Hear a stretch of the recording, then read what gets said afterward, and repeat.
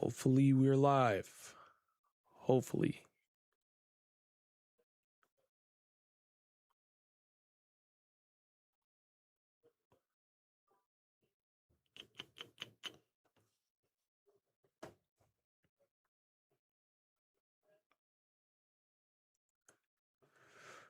Hold on. Let's make sure. Oh, why is it up here? Hold on.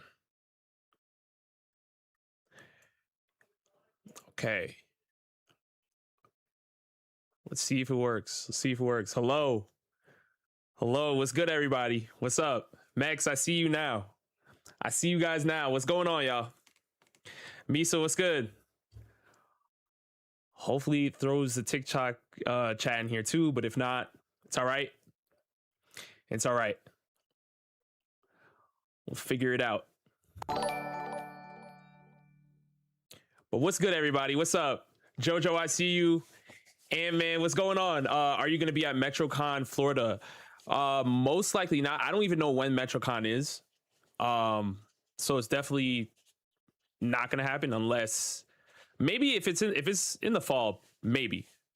You can take a look at it. Curse, what's going on? What's up, Cursed? Samaj is in the building. Dante, Blaze, what's good, everybody? Arkham Gaming, Brian, I see you. Tiberius is in here. Ophelia, what's up? What's going on? What's up, Rob? I'm telling you, Perona plus hockey equals top 10. Top 10 what? Is this how we're starting off already? Blake, you said you see that Spider-Man? Not yet. I'm seeing Spider-Man on Friday. Claptrap, what's good? Spencer, brother boss man, what's good, Spence? I work for you, bro. We know this already. I work for you. What's up, Void?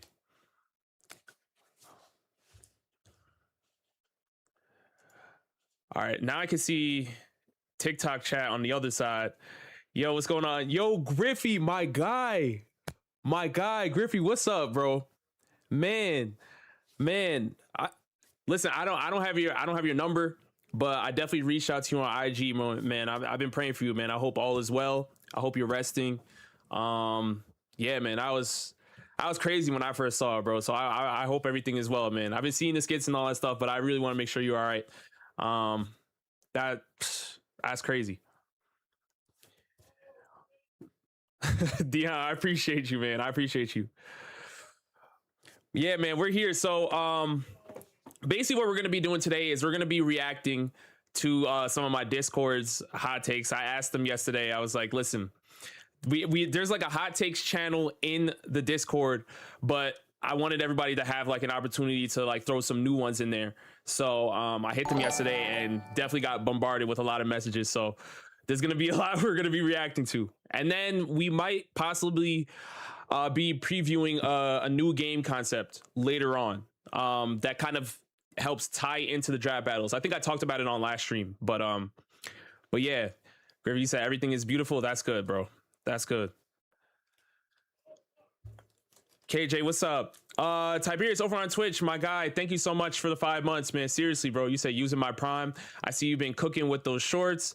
That $5 dono about Kanye having Conquerors hockey went a long way, huh? Yo, that turned into its own thing. Seriously. So I've been putting those out, whether it's like the music ones or the NBA ones, the NBA comparisons. So if you guys don't know, we were doing One Piece comparisons with NBA players and you know, people in like the music industry as well. So that was a lot of fun. Mac, what's up? I hope you're doing well. Seriously. I know we didn't really get to, you know, chop it up a lot at AX, but I'm glad I got to see you. Drip Sanji said, Rob, I needed to start glazing Sanji. Oh my goodness. Here we go. Y'all starting already. I'm gonna have to switch back and forth. For some reason, I'm using Streamlabs right now to stream, and it has TikTok chat separate from the multi-stream chat. So I have to keep flipping back and forth. So if you guys are on, you know, TikTok or YouTube or Twitch, just give me a second. Because for some reason I can't see all of it all at once. Scoop, man, Scoot, I already know you dropped something crazy. I already know you dropped something crazy, bro. I see Scoots in here. Oh, it's a wrap. But I appreciate you pulling up, bro. I'll give it like one more minute and then we will get right into it. Cause I saw there was like a lot of messages. I was like, all right, I guess we're doing this early. Yo, Mama Kid, thank you so much for the super chat. Thank you so much. You said, yo, what's good, my guy? Can Jinwoo and his Shadow Army solo the One Piece verse? Hashtag you to go. Man, I appreciate you.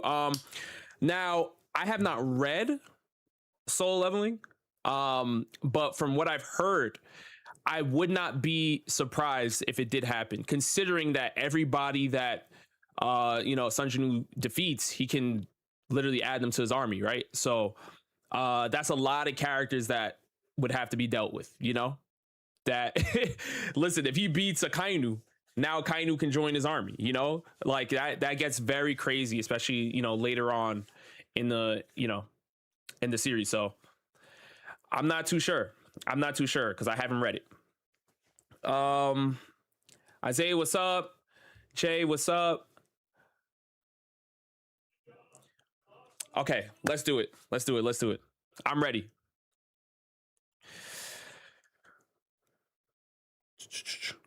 All right, Misa, you're saying Jinwoo can? Okay. Manga Jinwoo Low-key fire. CP, you're in here. What's up, bro? Snow, you said, did I watch Spider-Man yet? Not yet. I watched Spider-Man on Friday. I'm excited. I'm really, really excited.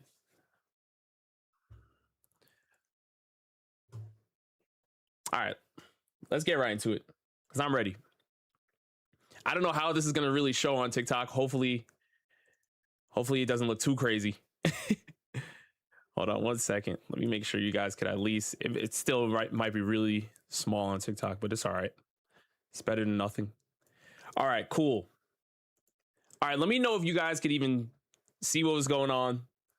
But like, this is the best way I could really show everything. So this is the hot take channel that we have in the Discord. If you guys are watching right now, the Discord link, it should be on YouTube. It should be, hopefully. If it's not, the Discord server is literally just showing a showdown.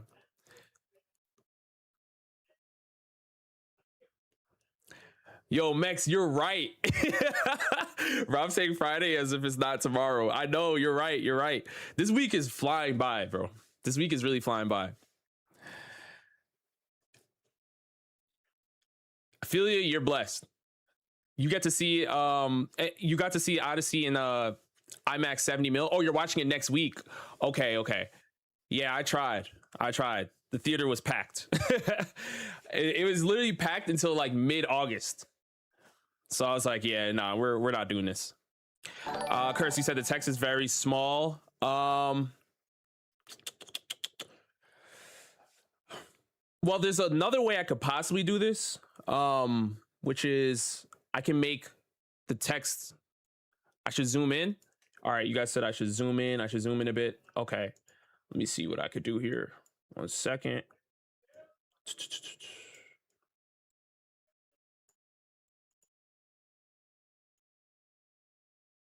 Okay. Yeah, on TikTok it's gonna be tough though, because I don't have a lot of room, but at least for YouTube and Twitch. All right, you guys let me know how that looks. Does that look better? Or does that look worse?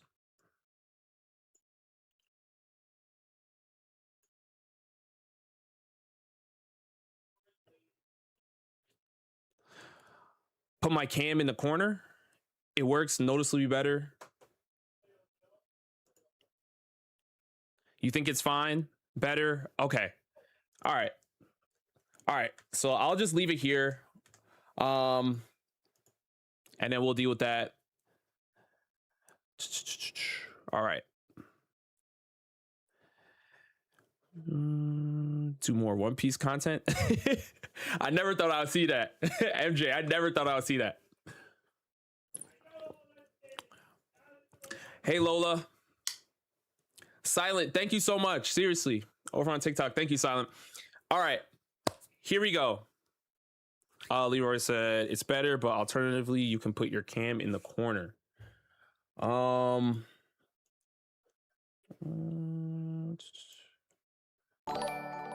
I could see, but the way I have it now, it would overlap on some of the prompts, which is what I do not want. Okay, it's all good. It's all good. All right, here we go. All right, so as you guys can see, last night I made a post. I wanted people to come through, drop their hot takes in the Discord. And starting off, we have Glory coming through saying hot take, Marineford was ass. Now, for me, this is ridiculous.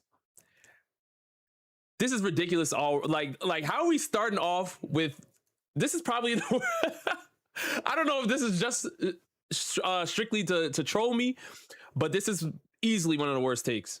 Marineford is literally one of the best arcs in all of One Piece. That's just there's no other way to really slice and dice it. I would love to see Glory. I would love to see you respond to this and let me know what's your favorite arc in One Piece. So, because I need something to compare it to. But Marineford, you get emotional moments, you get great action. The story literally literally has one of the biggest moments in the story where Whitebeard confirms that the One Piece is real. Ace's death, all these things coming together. Like Marineford was peak in my opinion. So I can't go there. Insta ban. Yo, that's crazy. Ticklish, I know you don't believe that. I know you don't believe that. There's no way. There's absolutely no way, Ticklish. I refuse to believe that you think that Marineford is the worst arc. I can't. Okay. All right, so let's move on. Hold on, let me not hide these usernames. Let's put it out there. Let's put it out there. Okay. Gojira, you came through and said bet in all caps. So you already know it's about to be something crazy. You already know it's about to be something crazy. Okay, you said Mihawk is one of the strongest characters in fiction. If you hold a sword, Mihawk is stronger than you. Not even in One Piece, just anywhere. Mihawk would slice a lightsaber in half. His eyes pierce the soul harder than the combined power of the Uchiha clan. His bounty should be higher than Roger's. You know what's crazy about this? I'm not even going to look at the strongest character in fiction. We know this is rage bait of the highest degree. But the part that really is getting me is his bounty should be higher than Roger's. Off of what? Roger got his high bounty because of what he accomplished. Becoming King of the Pirates. Being one of the strongest characters in the series. Immense hockey. Right?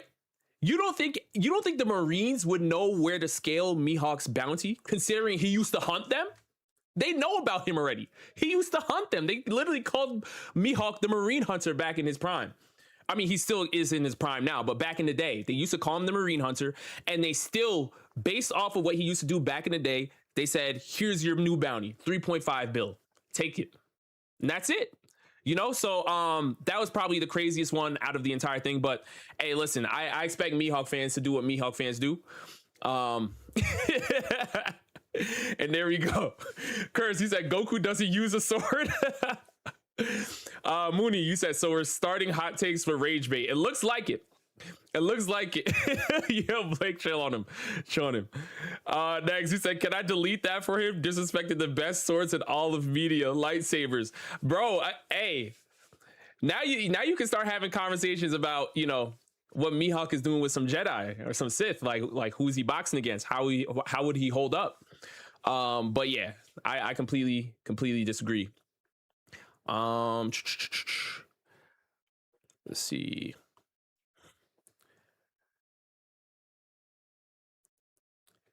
Hey King. Brock, you said Roger is fodder? Yo, the Rogers slander since the latest chapters has been ridiculous.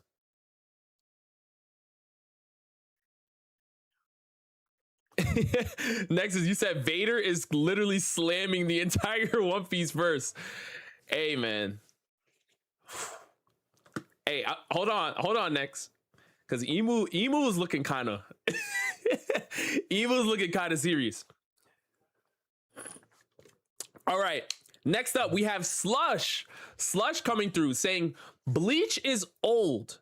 No, Bleach is old gen solo leveling. Okay. I don't even know where to kind of start with this take. Bleach is old gen solo leveling. In what way?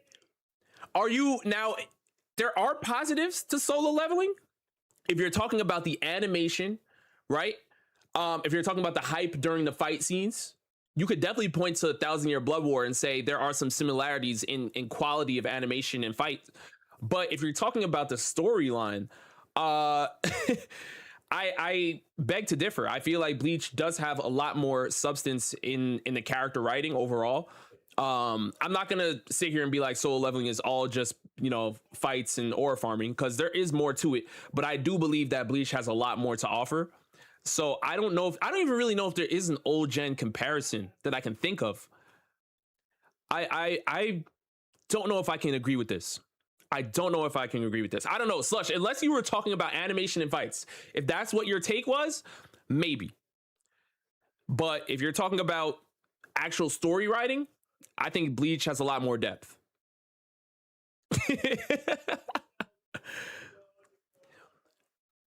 I definitely believe so. All right.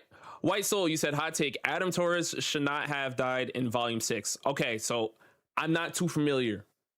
I think this is this with Ruby, I believe, or something? But I'm not sure about the series, so I'm gonna have to skip this one, unfortunately. Unfortunately, I'm sorry.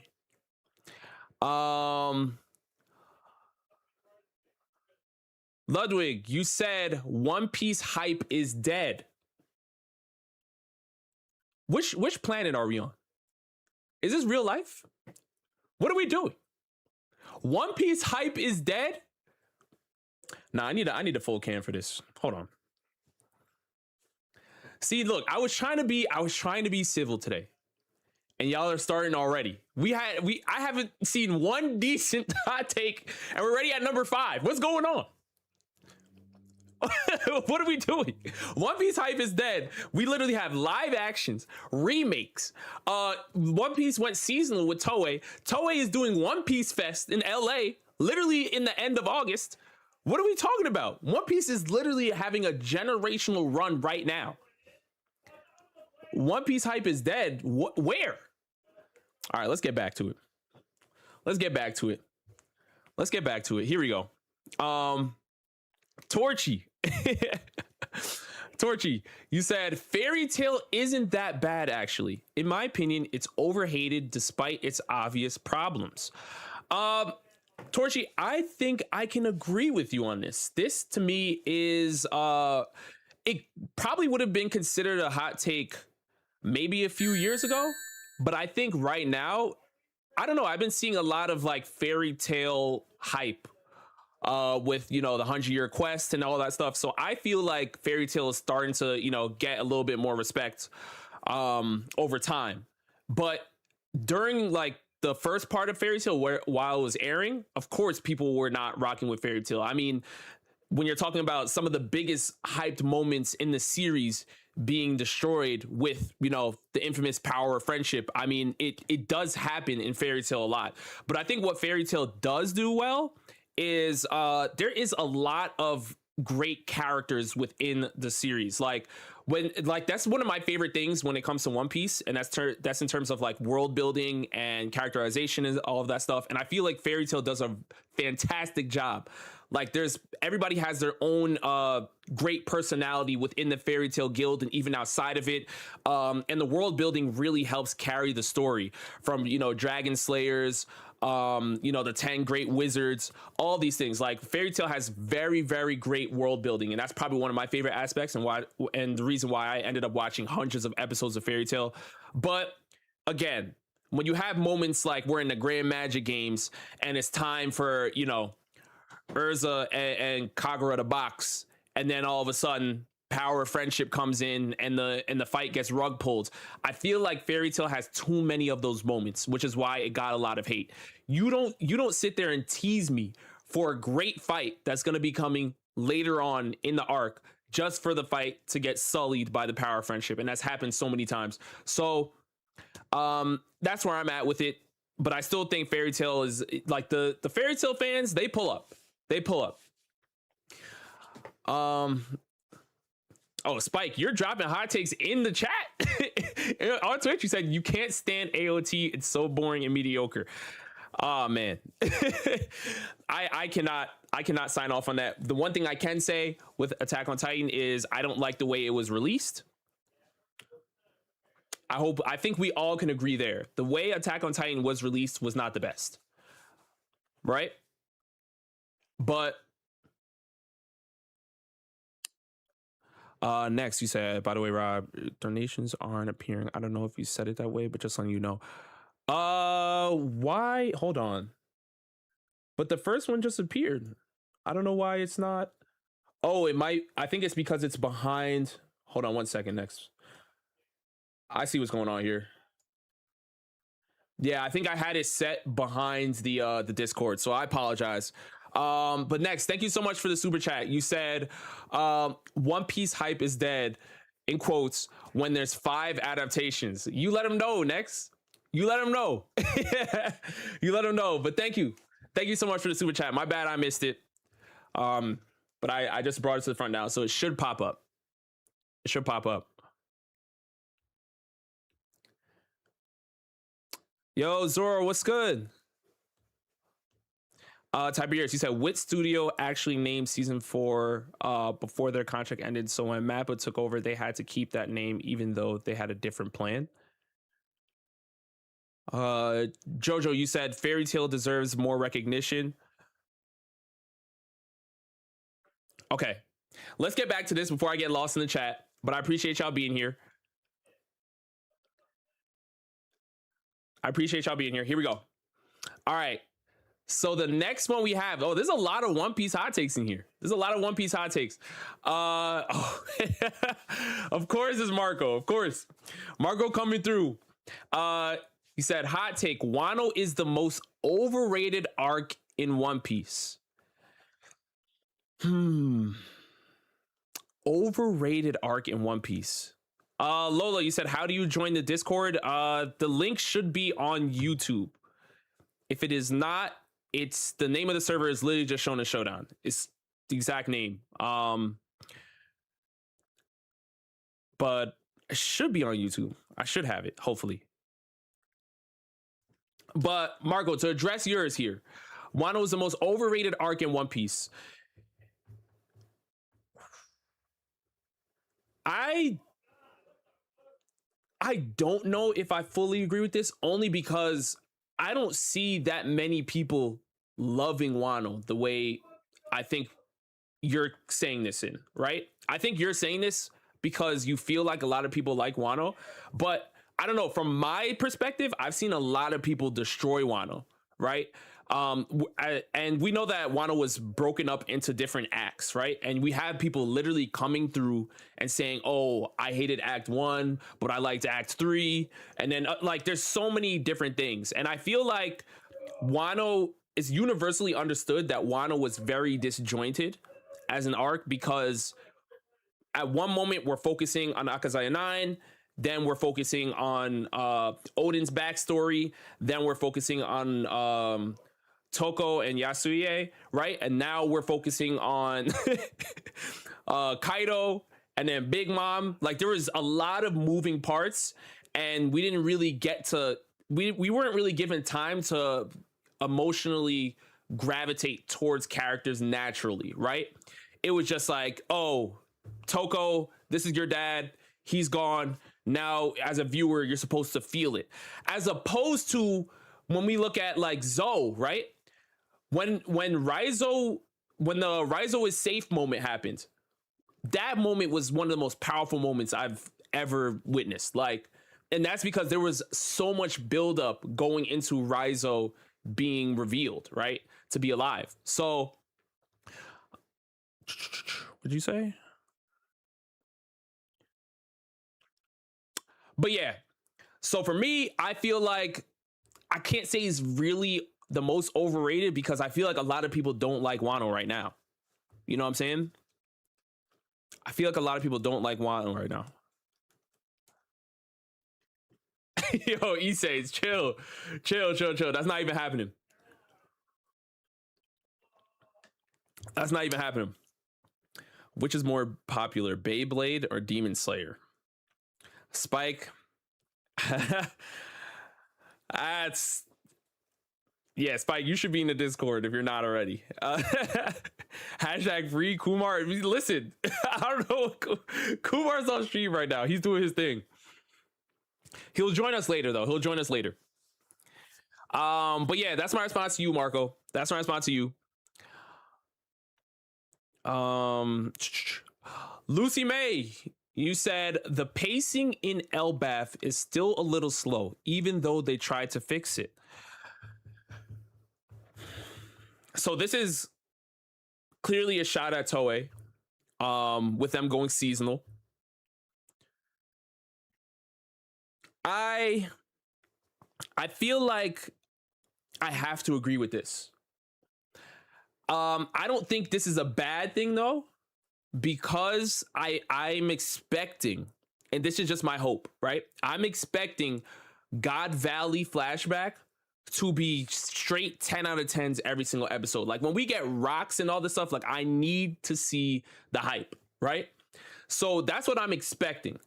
So for me, if it forces them to take like the earlier parts of Elbaf in a slower pace, just so God Valley can look ridiculous, I'm with it. You know, it's the cost of great animation later down the line, but I still feel like them going seasonal helped the story overall. Yes, should they have sped it up? Yes, I believe so. But here we are, right? Here we are. So, now I think compared to anime episodes or just One Piece episodes prior to Elbaf and prior to them going seasonal, like that was not the greatest move. But I think so. I mean, I think compared to what they used to do back in the day, this pacing is a lot better, but it's still not where we want it to be. And I'm banking on God Valley, which is going to be the next season, hopefully. So I think they're going to stop this season or end this season right before the God Valley flashback, and then the next season is going to be all God Valley flashback. So that's what I'm hyped for. But I still think this season is good, you know? I still think this season is good. All right, let's go on to the next one. Ludwig, you said anime need at least 2 seasons to have a proper conclusion. At least 2 seasons to have a proper conclusion.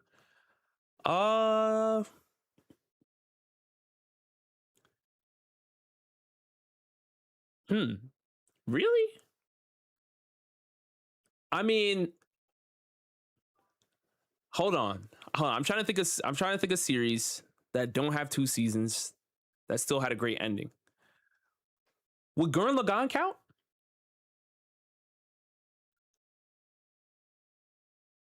Would Gurren Lagann count?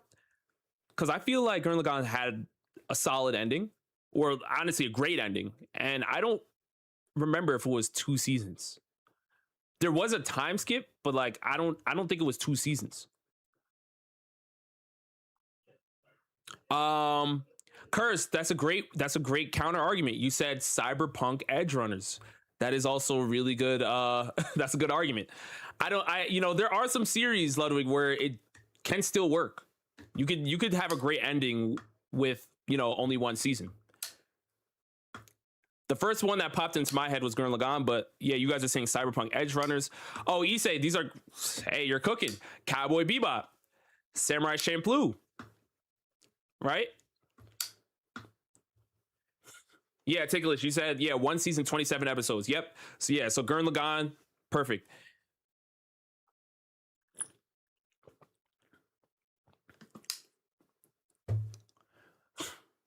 Oh, Spookster, you do? Man, shout out to you, man. Shout out to you. um okay, let's move on. Let's move on. Speeds came through and said Dr. Stone is a top 3 new gen anime. I honestly, I'm not mad at this take. But let's be serious, right? We have to really unpack. First, we have to talk about what is considered to be new gen now. Because I feel like there was a time where we established that the new gen anime started around the My Hero Academia manga release. Like when My Hero first came out, which I believe was 2014, that's when we started saying, okay, this is new gen, right? Um Now I feel like that's My Hero already ended, right? So are we still calling My Hero Academia new gen? That's one thing we have to establish, right? I believe Dr. Stone's first anime season came out in 2019. So would you put it in a different bracket? Would you put it in the JJK bracket, or is it all encompassing? Right? Yeah, Issei said we need to stop saying new gen anime. I feel like we're past that era now, where it's like I don't even know what new gen anime is. Like we have to kind of go by like a decade or something.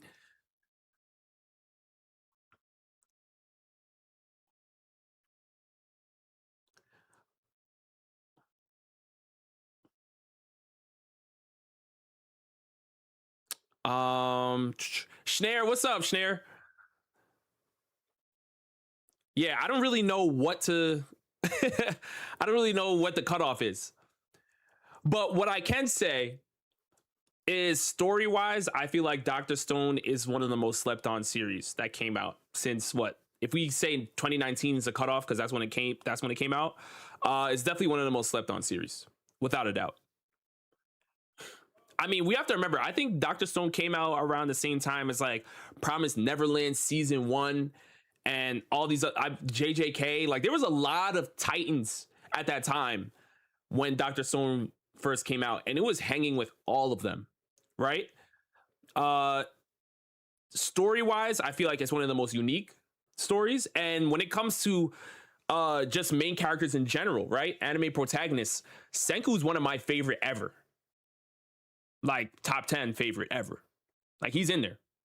Um so I can see, maybe, I don't know, Speeds, we kind of need to know where the cutoff is. But realistically, if we take the 2014 and we just say 2014's new gen like we used to back in the day, um, we can't put Dr. Stone here. Not because it's not a great written story, but it does not have the popularity, the star power to really contend with some of the Titans, right? You have My Hero has to go through. It has to go through Black Clover, which is returning this year. I can't wait. It has to go through Jujutsu Kaisen, right? Then it has to go through Demon Slayer, Chainsaw Man. I think if you throw Spy Family in there, I feel like Dr. Stone can hang with Spy Family. But those other 5 I just named, good luck. Good luck.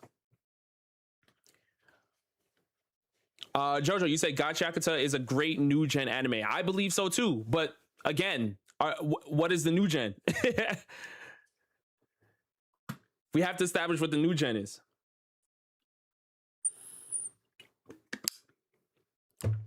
All right, but let's move on. Max. Where's Max?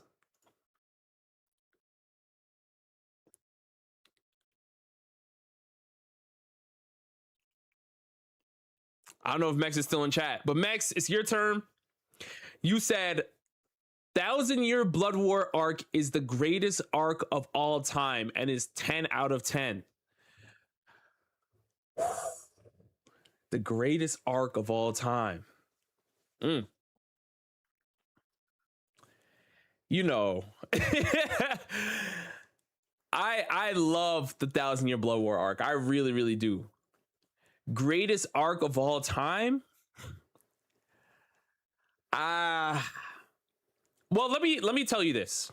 Let me tell you this, and we can go solo can for this because this is a little bit more in depth. So for me, as many of you guys know, my favorite arc ever is Marineford. And for me to compare the Thousand Year Blood War arc to it, it's funny that they're both war arcs. To me, they both have emotional moments. They both have great fights. I will say though, as beautiful as the Thousand Year Blood War arc is looking right now, like the animation looks incredible. We don't know if Wit Studio is gonna have an opportunity to remake Marineford, but if they do, and it looks anything like the trailer, I think we're in for a treat. But even with all that being said, to me, I feel like there are moments of the Thousand Year Blood War arc where it kind of fell flat for me, which I was hoping it would lock in more. And those are strictly just the emotional moments, right? When you look at Marineford, right? Because I have to compare it to my favorite arc of all time. Ace's death, Whitebeard's death. You felt every single emotion. To the moment with looking at how Luffy reacted, right? We got to see how Luffy reacted. Jinbei trying to help him get through it. Seeing how much vitriol Garp had towards Akainu. Then you have Whitebeard having the opportunity to confront Blackbeard, right? And tell Blackbeard that he's not the one that Roger was waiting for. Confirm to everybody that the One Piece does exist. Then you have Shanks coming through, stopping the war. Like there's so much going on. Luffy dropping from the sky with the ship and all the inmates from Impel Down coming through. So everybody has their own agenda. Like it was just an amalgamation of just crazy chaos, but it worked. It worked, and that's why Marineford was so special. When you look at the Thousand Year Blood War arc, it's special in the sense that we get to see the Quincy's actually be established into the story, right? Before it was like, Quincy's, they're here, but not really. Now it's like, oh, the Quincy's were elite this entire time. But the characters that we already knew, right? The Gotei 13, Ichigo's group, right? The characters we already knew, the emotional moments that are happening in the Thousand Year Blood War aren't on the level of Marineford to me, right? They aren't to me. And example A, Unohana's death, right? Kenpachi going through and elevating and taking Unohana out of there. To me, it was a cool moment, but I didn't feel for Unohana the way I felt for Whitebeard. Straight up.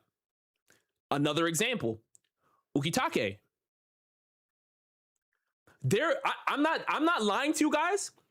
I've heard Bleach fans be like, yo, we don't really care about Ukitake. He's just the Soul King's arm. Like, that's what he's there for. From people who like Bleach, right? So to me, I'm like, we know Ace and Whitebeard, nobody's saying nothing about them, right? And these are characters that have been there for hundreds of episodes. It's not like they were just introduced now. So to me, I'm like, oh, the hype moments are there. I think that the Thousand Year Blood War arc is definitely like high 9s to a 10 out of 10. I think it's really, really great. But when I'm comparing it to Marineford, to me, which is, I have it like even outside of the 10 on 10. I'm not gonna lie. I have like Marineford at like a 12 out of 10 for real. To me, I can't give it GOAT.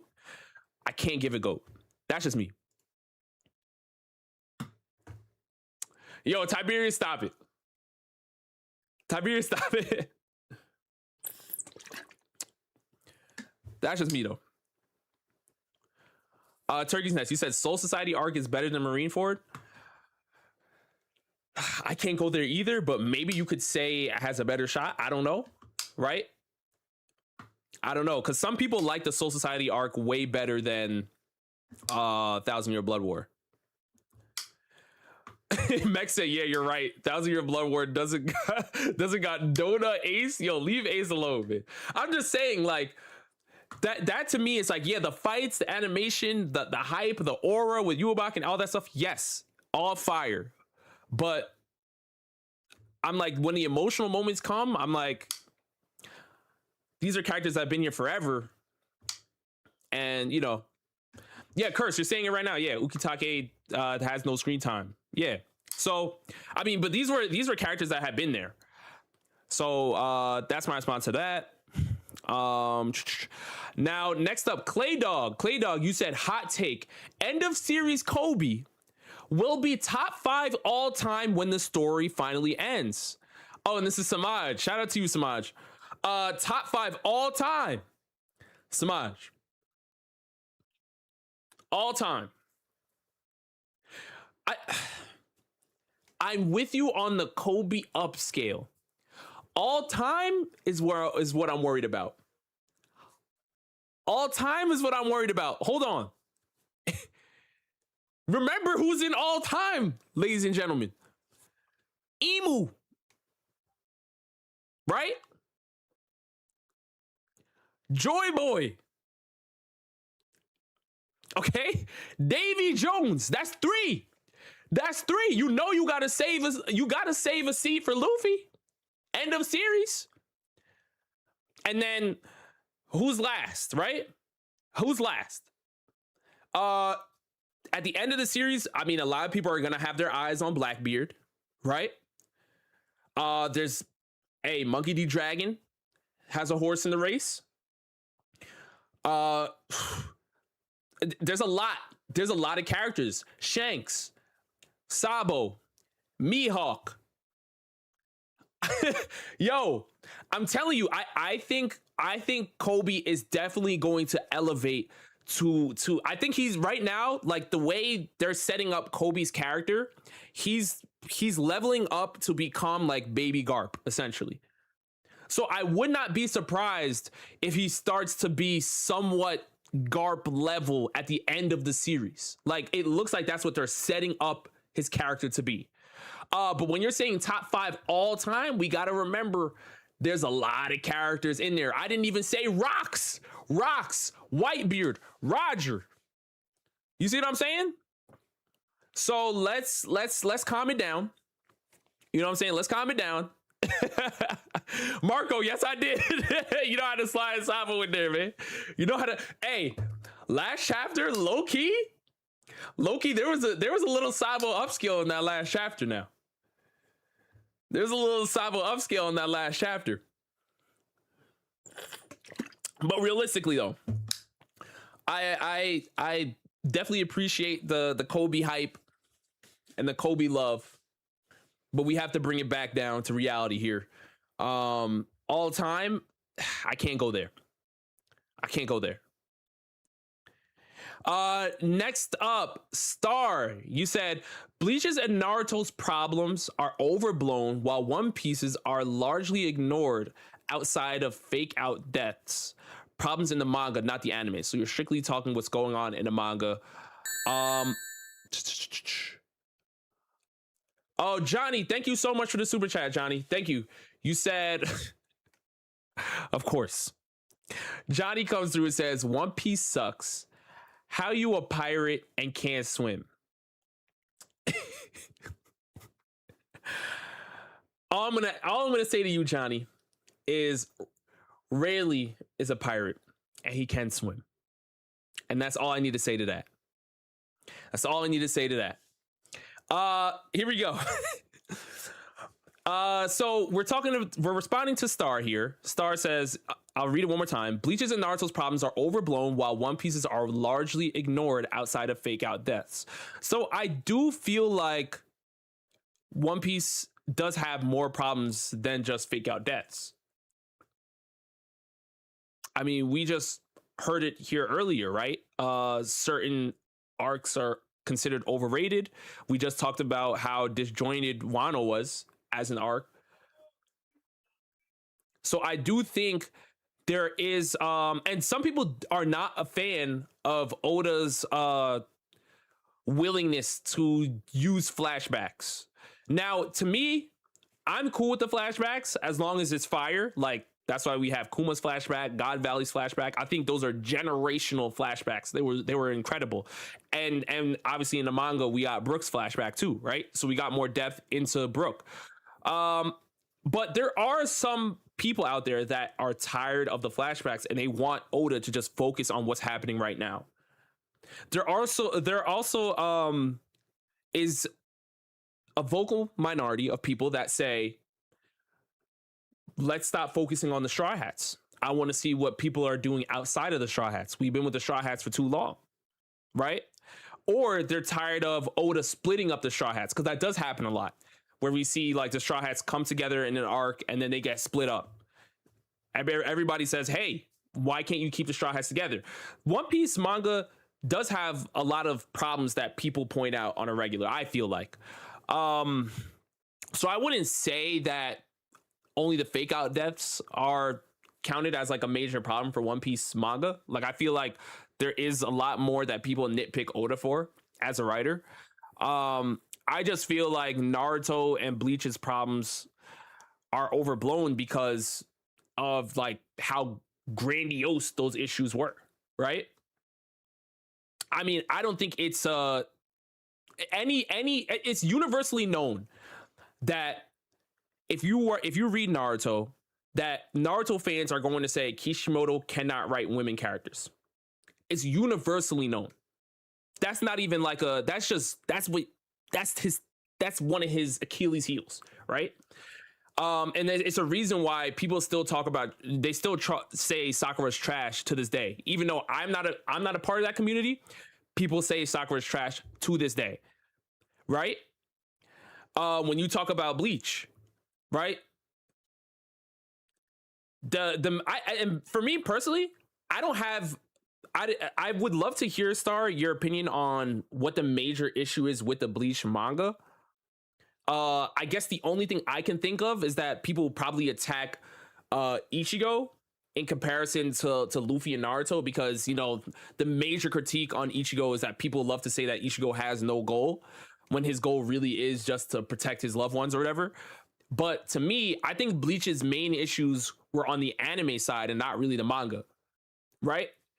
You have the major filler arcs, like the Bound arc and all that stuff. Granted, I watched them, but a lot of people, especially if you're watching weekly, that was rough.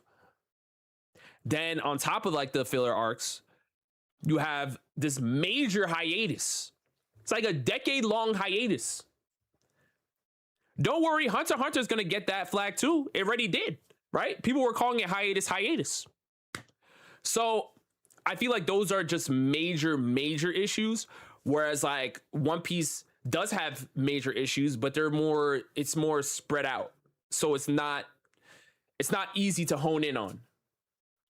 You know, when you're reading Naruto, it's, yes, most women characters in Naruto are not getting great writing. It's reality. Ticklish, you said the Bound arc is so bad. Besides that, they're all good. Yeah, I mean, I watched the Bound arc, but after I watched the Bound arc, I looked and like Bleach fans all over were like, why was this put in here? And I was like, oh dang, I didn't even know. But I think a lot of the Bleach hate, or the Bleach problems, I should say, would come from the anime side and not really the manga. All right, so next up, Twilight. All right, so you got 3 here, so we'll go through them quickly. You said 1, people regret making Naruto popular. People regret making Naruto popular. I would love to hear why. Do you think it's because they want to gatekeep Naruto because of the response, like the pushback? That's the only way I could think, but I feel like that's just with anime in general, right? There's a lot of people that want to gatekeep anime because, you know, when casual fans come through, like things change. But I think that's just all growing pains. I feel like it should be all inclusive. 2, you said if the author didn't get sick, D. Gray Man would have surpassed Bleach. Hey, it's getting toxic. It's getting toxic. Big 3, D. Gray Man? Big 3?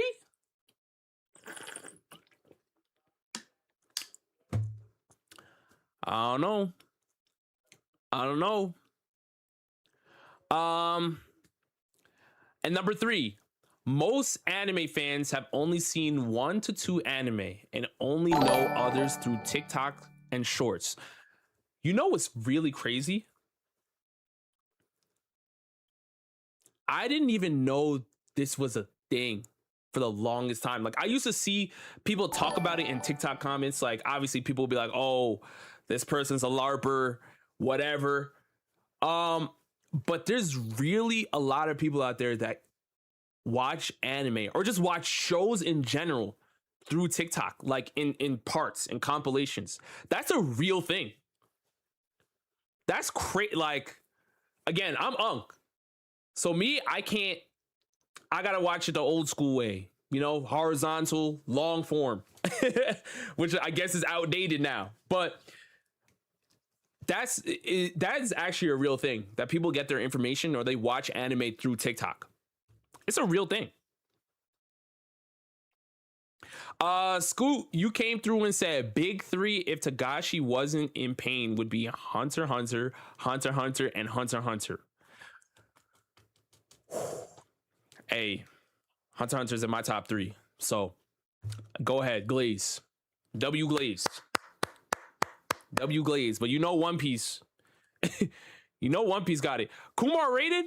Yo, Kumar. Kumar, thank you so much for the raid, bro. Kumar, thank you so much for the raid, my brother. I appreciate you, man. I appreciate you. Thank you so much, bro. I'm just trying to get like you, man. Thank you so much.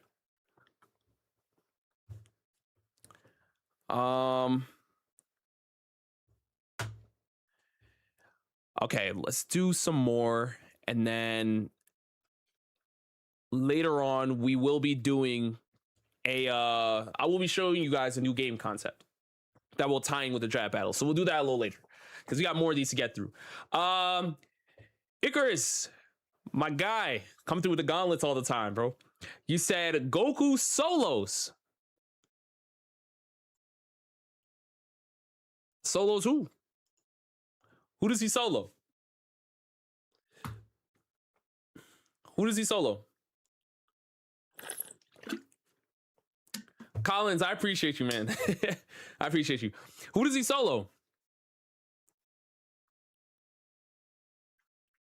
Ludwig again, you said season 1 of the Rising of the Shield Hero was peak anime. I loved Shield Hero season 1. I thought it was really, really good.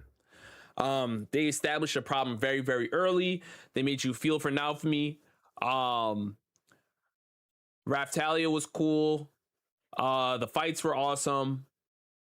And yeah, I feel like I enjoyed season 1 a lot. I don't know if I could say peak anime, but when you're talking about, you know, powerful season 1s, Shield Hero is definitely in the conversation. I would throw also Promise Neverland in there as well. Great season 1s. So this is a solid take. It's a solid take. Yeah, Lil Sway, you say you can agree with that? Yeah. It's a good take.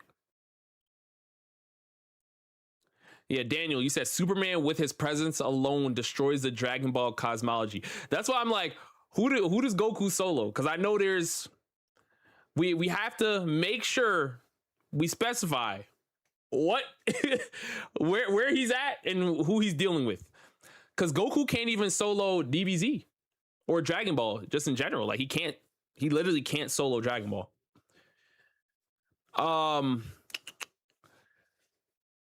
Joy, you said Blackbeard and Emu will be a better villain than Aizen and Madara when One Piece ends.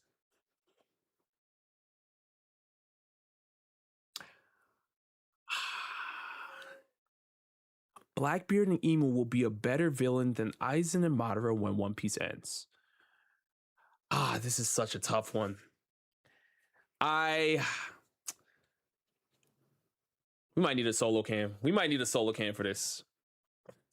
This is a rough take. As you say, Izzy. Yeah, this is a strong take. This is a strong take. So one thing obviously Naruto fans get on me for is the fact that I have to look at Madara and say, as great as you were as a villain, how much can we credit to you versus how much can we credit to Kaguya, who was puppeteering you through Black Zetsu, right?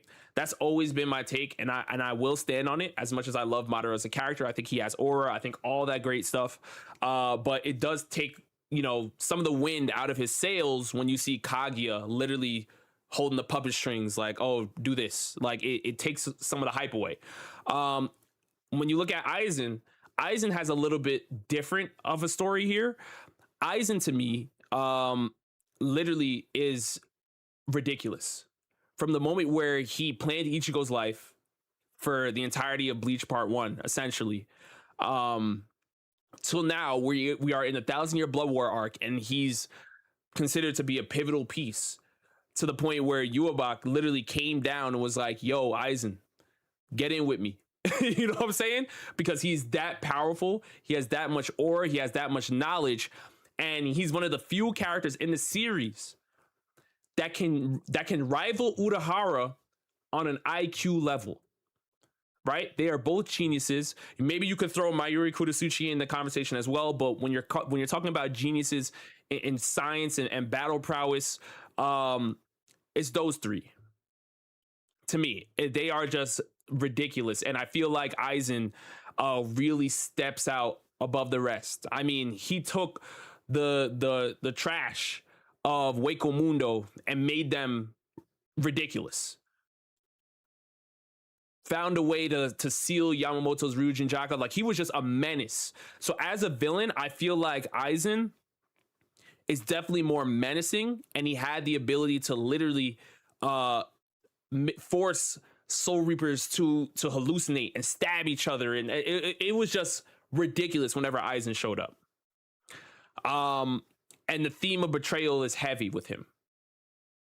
That was like the thing you get with Aizen. It's like, yeah, you're getting betrayed. Somebody's getting betrayed in the camp. Like, people were just betraying each other all over the place. Gin was betraying, right? Even Neliel, right? Neliel at some point went against Espada, right? It just, the theme of betrayal was heavy when Aizen was outside. So like, that is one of like the major antagonizing things that we get from his character. And when it comes to Blackbeard and Imu, I mean, Imu's story is happening right now if you're reading the manga. So we have to hold off on Imu just a little bit until we get the backstory and we get to see everything. But what we do know so far, right, is Imu is in control of the world government, and the world government is the evil entity in One Piece, without question. Just look at God Valley alone and look at what they were doing to innocent people. And that's really all you need to know. The fact that they try to destroy history and control the masses through everything politically. I mean, Imu would literally go to other lands, send people to other lands and be like, yo, I'm going to Domi Reversi this guy and make him your king. What are you going to do about it? So, like, Imu is definitely very evil. Blackbeard, we don't like. Yes, Blackbeard is a villain, but I think after seeing some of his backstory fleshed out in the God Valley flashback, I feel like we kind of have to hold off, because there's theories right now that Blackbeard at the end of the story is going to kind of team up with Luffy and fight Imu, and it's not like I can't see that not happening. Like, there is a possibility of that happening, which would make him a little bit less of a villain, right? And Blackbeard is kind of more in the gray area, because the villain stuff we get from him is basically stuff that he did to Whitebeard, right? But in terms of him countering the world government and being a heavy opposition to the world government, he's not a villain in that aspect, right? Because the world government is definitely more evil than Blackbeard. As evil as Blackbeard is, the world government is clearly the lesser, I mean, clearly the greater evil. So, you know, that's tough for me. Somebody said something that Daniel said earlier. Let me see. Daniel, you said, hold on. Let me see. Let me scroll up here. Daniel, you said people literally forget. Hold on. Chat moved it. 1 second. I got you. All right, you said people literally forget that. What's going on? I can't freeze it. People always forget, since the Land of Wave arc, one of the themes of Naruto is the fact that ninjas are just tools that are used by stronger people. Madara fits that theme, and it doesn't take away his aura because Madara uses other people as tools. Next, thank you so much for the super chat. You said Blackbeard's crew told Saturn they want the world. Yes, I remember that. That was with Katarina Devon and Von Auger. I remember that.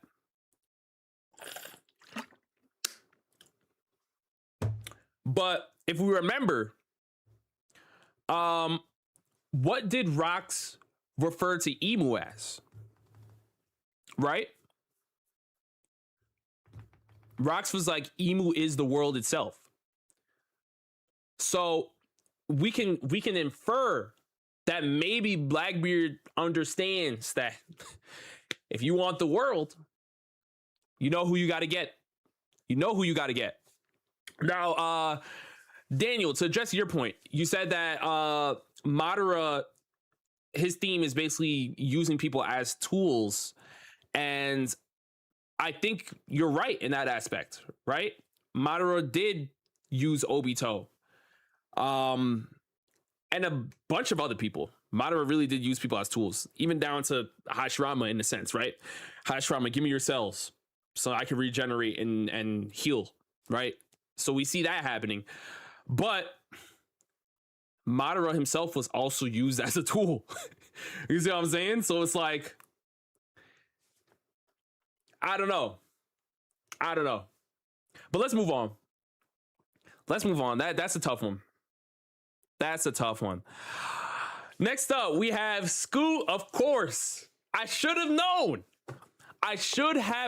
Scoot. I should have known. Oh, Curse, that's what Daniel meant? Okay. Oh, okay. I missed the first part of what you said, Daniel. Okay. All right, bet. Okay, so we agree then. Adrian, you're in here. What's good, Adrian? You said, set it on Discord. Digimon over Pokemon in every way. Pokemon got infinite money glitch, and Digimon still putting out better content.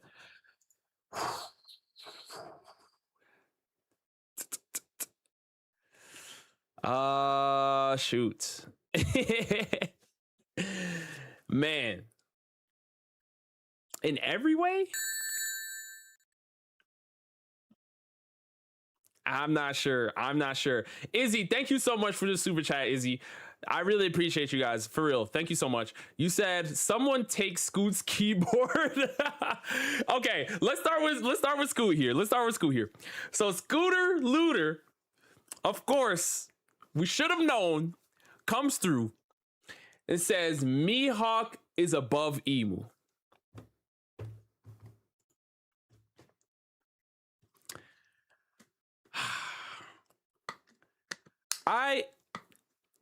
Now, you see what upsets me about this is the fact that I already know Scoot reads the manga.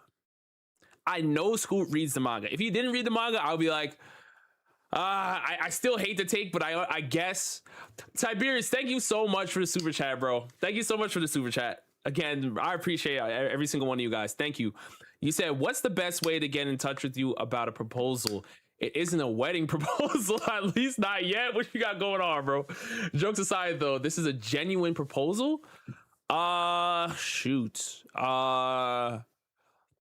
Most likely, I would say in my Instagram. Instagram is probably the easiest way. Instagram DMs. And my Instagram is just Shonen Showdown. Same thing. But yeah, man, I appreciate you. I appreciate you for the super chat. Next, he said, delete that message from him right now. Honestly, I really should next, but I'm gonna leave it up just for now. But here's what I'm gonna say. And we might have to brush ever so lightly on the One Piece manga here, y'all. So just be warned, but that's the only way I can really address this. So initially, people were looking at Emu in the throne room, right? Or in the flower room, I should say, with swords stabbed in the ground and looked at Emu and said, "Oh, Mihawk is probably better than him because there's a sword in the room." What we're seeing Emu pull off now in the manga, this Mihawk hype honestly needs to stop now. It has to stop now. And I know Scoot's probably trolling, or he might be serious. But for me, I feel like Emu is using different types of swords that we've never seen before, that have abilities that we've never seen before, that we can't even really understand. Emu has the power of Omen on top of that, that I don't think Mihawk has an answer for. And I don't think Yoru is one of like one of the 20 blades that was at the empty throne. I don't think Yoru is in there. And that's probably better for Mihawk, right? Because if we found out that Yoru was one of the blades that was stamped there, the amount of aura Mihawk would lose would be catastrophic. Because one of Mihawk's biggest things is that he claims to have forged the permanent black blade. But if we found out that it was through the Mihawk family, and it just got passed down, and everybody was just, gradually dropping their haki into it over time, imbuing the sword with their haki until it turned permanent, and it was a family lineage thing, the aura he would lose. I mean, I don't even think you want to put Mihawk in this Emu conversation right now. I don't think I really don't think what's happening to Luffy is something Mihawk couldn't even dream about. Like, what are we... This is crazy what's going on right now. Like, Emu is looking ridiculous. He really is. He has more than enough weapons to just box with basically whoever. And again, look at what happened to Loki, right? Look at what happened to Loki and understand that this is somebody that people don't even think Shanks defeated, right? I'm the person, I believe that Shanks was able to capture Loki, as it's been stated. But there's people out there that don't even believe Shanks would have the power to do it and that he needed his entire camp to do it. That just shows you how powerful Loki is. And look at what Emu did to him. So if you have Mihawk above him, I don't know where, again, y'all must think Mihawk is Goku. But let's move on. Ludwig, you came back, you said Frieren is overrated. I think I addressed this on a stream back in like the spring or something, but I don't think Frieren is overrated. I think that people just enjoy the pace of the story because it is a breath of fresh air. And I feel like people just have to go into Frieren understanding what the story is, right? People want to go into Frieren expecting to see Frieren's journey, right? They expect to see Frieren during the Himmel arc or the Himmel era. But this is supposed to be Frieren beyond Journey's End. So this is after the Himmel story. What is Frieren up to now? And that's why it's at a slower pace, right? Because she already went through her JJK. Frieren already went through her My Hero Academia. She already went through her One Piece. What's after that? It's the purpose of the story. It's supposed to be slower. But that doesn't mean that it's bad. I still think we get great animation. I still think we get great fight scenes, like Denkin and all that stuff. Like, there's a lot there. There's a lot there for Frieren. You just have to take your time, in my opinion. All right, Icarus, you came through. All right, so you're kind of, Icarus came through and said recent Digimon games over recent Pokemon games. So this is kind of piggybacking off of what you were saying, Adrian, earlier in chat. I haven't played that many Digimon games, if at all. I was a Pokemon kid growing up. But I used to watch Digimon. Early in the morning. It used to come on at like 6 a.m. So I could speak to the Digimon show, at least one of the earlier shows, and say like, yeah, it was a great watch. It was a lot of fun. But I was more familiar with Pokemon growing up by far. Now, as far as the games, I didn't really play the games. I played more Pokemon games. So I'm going to leave the games to the people that have played both. But yeah, Twix, you said, when was the last Pokemon stream? Cough, cough. I know it's been a minute. It's been a minute, man. It's been a minute. I really need to log back in. I really need to log back in. I gotta add more gaming streams. More gaming streams for real. Next up, Izzy. My guy Izzy came to and said, I think horror is the next big anime genre. Okay.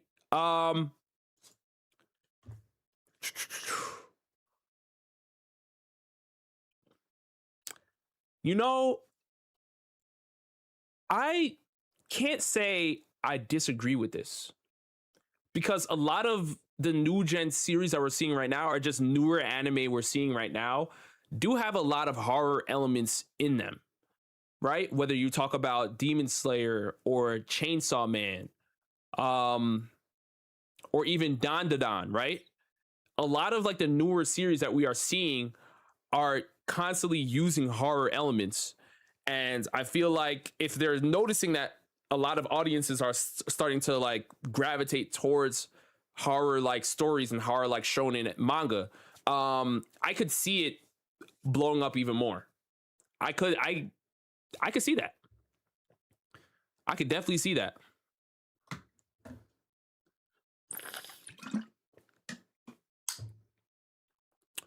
Schneer, you said, what's the last really good horror anime manga?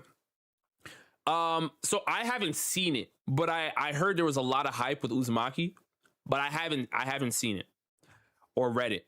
So I would say probably like the biggest one right now is probably Dandadan, but Dandadan is more of like a mixture. It's a horror, but it's also an adventure. It's also a romance. So it's not strictly just horror.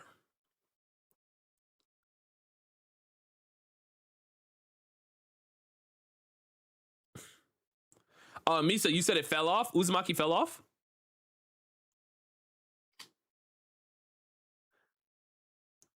Dang, it fell off? That's tough. Adrian, you said Uzumaki goes crazy. All right, so some of y'all saying it fell off. Some of you guys are saying it went crazy. Okay. Next up, Baku. You said hot take. Filler makes slash would make series, especially short series like JJK, better. Reasoning is it gives us more time to connect to characters, the world, etc., while still not dragging the series out as it's not a must watch. I personally think a series like JJK would benefit from filler, as we barely see the characters before they die or just not used again. Same with characters like Shino from Naruto. So I can see the perspective of what you're talking about. You want more depth within the characters, and I think that's natural for anybody, right? When you fall in love with a series, the main thing you want to do is understand like a character's motives, their personalities, how they think. And when you have shorter series, you don't really get that luxury all the time. But I do think the filler has to make sense. And what I mean by that is, you can't have, like, if it's JJK, right? If you do like a filler episode, it can't be something that does not fit within the confines of like the JJK universe, in my opinion. And that's where I feel like a lot of fillers fall flat, is that they don't make sense within the story. Like you can't just have like a random go from like Yuji, or like let's say Yuta is fighting, Ishigori and Udo and Kurorushi, right? And then the next episode is like Megumi cooking, right? When you have fillers like that are just so egregious that it pulls away from the story, like even though like, yeah, you could get some comedic moments with Megumi and it'll be like, oh wow, like Megumi is actually funny in filler. Like if it doesn't fit within like the momentum of where the season is at, I feel like it's not a good thing to throw filler in there. But if they're able to make it work, it can.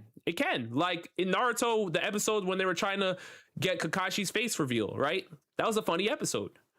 And that worked for making Sasuke, Naruto, and Sakura like look like they actually were friends, right? That helped.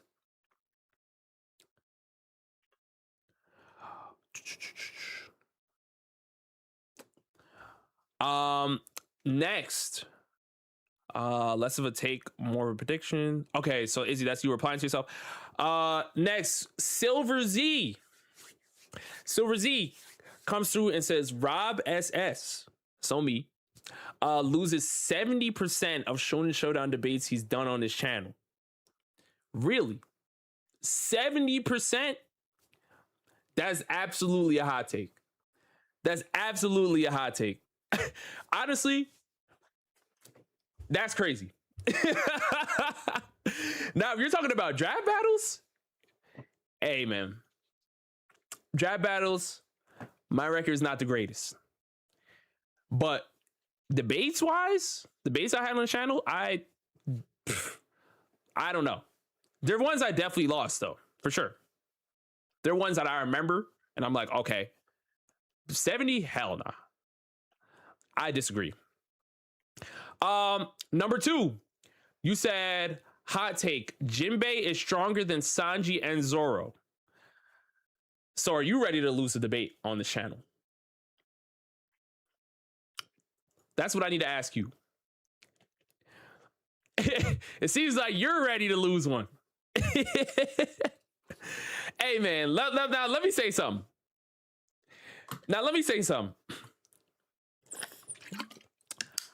I am a big Jinbei defender. I have been over a while. Misa, you said people actually like Jinbei. Absolutely, I do. I think Jinbei is one of the coolest characters in the series for what he represents, what he stands on, how much he helps Luffy, and whether it's for Ace or whoever, he's a real one, 100%. And I do believe that there was a massive Jinbei upscale in the manga. I do believe there was a massive Jinbei upscale in the manga. But I also think that when you're talking about Zoro and Sanji, especially right now, they are also going through their own upscale as we speak in the manga and what they're facing and what they're dealing with. And we do know one of them at least has conquerors. Jinbei defensively, you can make an argument, is better. Offensively, I don't think Jinbei has a move in his arsenal that can contend with Zoro's Ashura attack. Maybe he could box with Sanji's Ifrit Janbei. I think so, right? But if Sanji is able to get Conqueror's Haki, which it looks like it's going to happen very, very soon, Jinbei, it might get a little shaky, right? So defensively, I can see why you said this, but we also have to look at offense. There's two halves of the court, right? You got defense and you have offense. Right now, you're looking at it defensively and you're not looking at it offensively. And offensively, I feel like Zoro is definitely stronger than Jinbei, and Sanji you can make a case for. And really, defensively, you can make a case that Sanji is better defensively than Jinbei in a sense, right? Because he can recover. He can heal himself. But even with that being said, I would maybe still give Jinbei a little slight edge just because of the recent feat he pulled off in the manga. I would give him the slight edge defensively. Offensively, though, I'm giving it to Zoro and Sanji, especially Zoro. So, Jinbei, we love you, but there's levels to this. Let's move on. Soy Fong, you said, hot take, One Piece is the worst of the big three up until Egghead Island starts. Since Egghead, it is the best one. To me, I don't think we had to wait.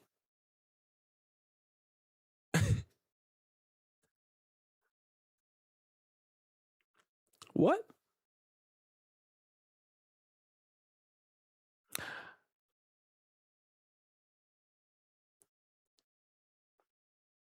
hold on, Curse. I'm gonna scroll up in a sec. Give me 1 second. Okay, so here we go. So you said hot take: One Piece is the worst of the big three up until Egghead Island starts. Since Egghead, it is the best one. I mean, I emphatically disagree. I don't think we had to wait until Egghead Island for it to be the best of the big three, in my opinion.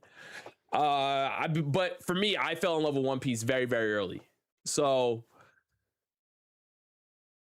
I was already binging it, locked in.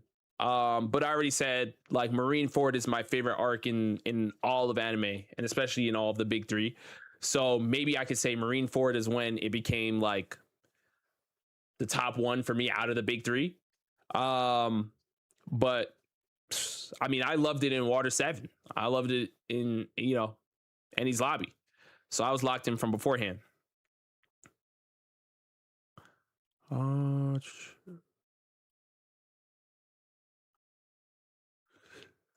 Curse, he said Rob doesn't debate scaling. He talks about mostly equal stats.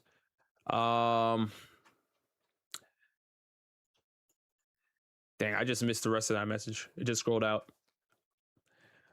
But yeah, I mean, I guess the way I talk about power scaling has never, I think I talked about this years ago too, but I never really liked following like the older model of how power scaling debates happened. Oh, hold on. Is that the GOAT himself? Hold on. Big dog. Here you go. Big dog. What's going on? Oh, are you ready?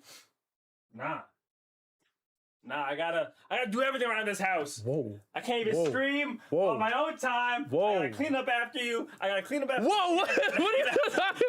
What are you talking? I'm trolling. No. I was gonna tell you, I just wanna get something to eat real quick because I forgot Perry took the car. Okay. And then when I get back, we could do the thing. Okay.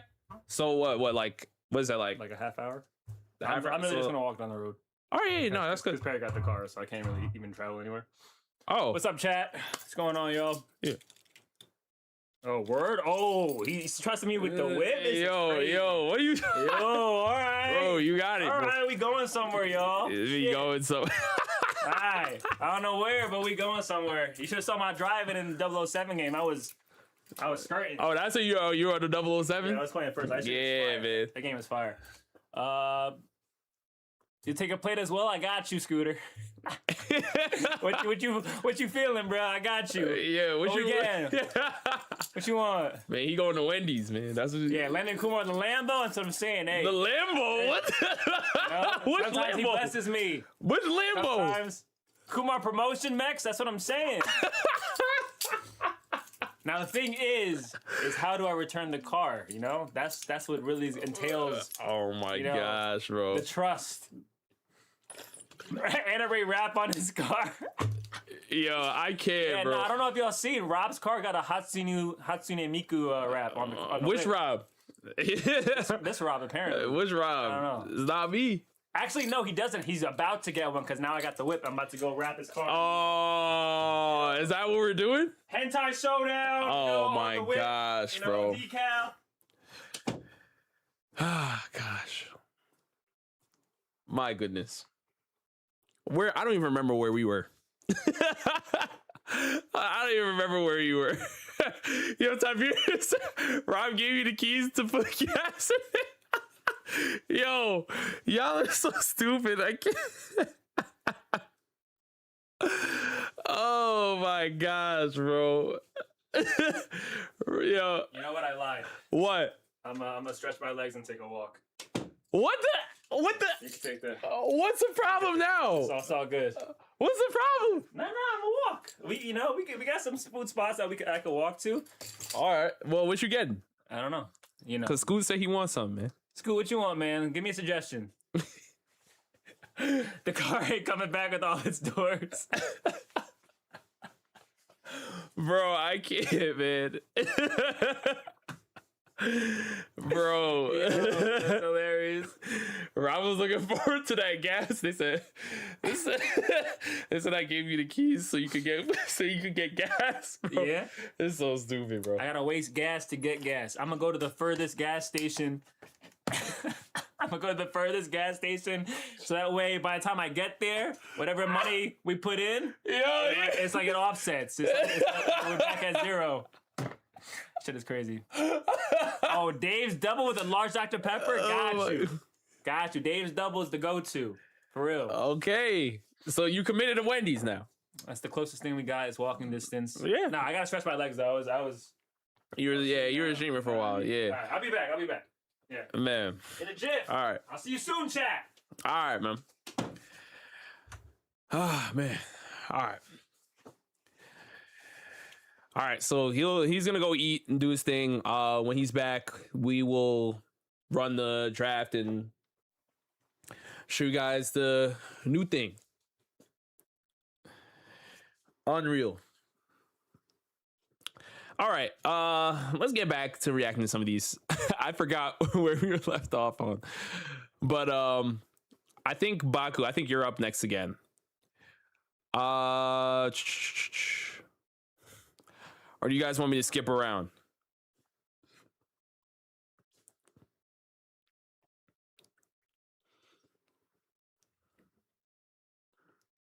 Well, let me just stay in order here.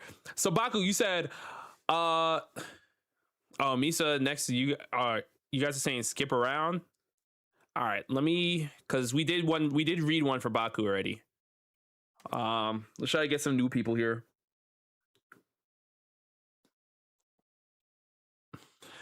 Yo, Glory, you're on one.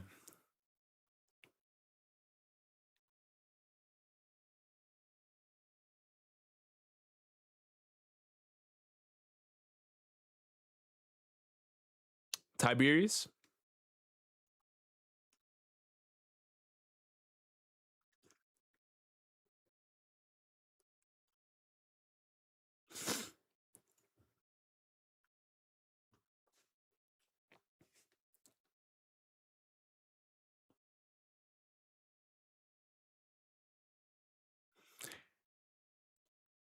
I'll let this slide. You know why?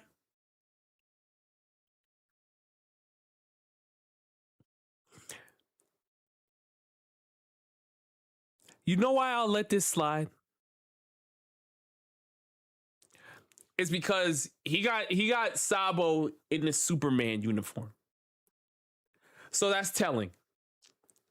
That's telling. Now, why he's using the Sabo getting stabbed by Emu pick for who we got on the right? Who do we have on the A? If Emu was on the right of the verses, hey man, I'll say all right, Emu got it. But Captain Kid? Hey, y'all say he not Captain Kid? Yo, this is not lore accurate, man. This is not lore accurate. Hell nah, bro. But it does look cool. It does look cool. Tiberius, is this you for real? Tiberius, is this you for real?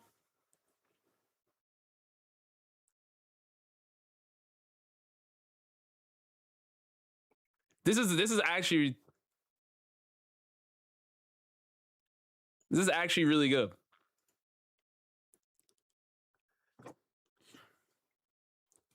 It's a good thumbnail.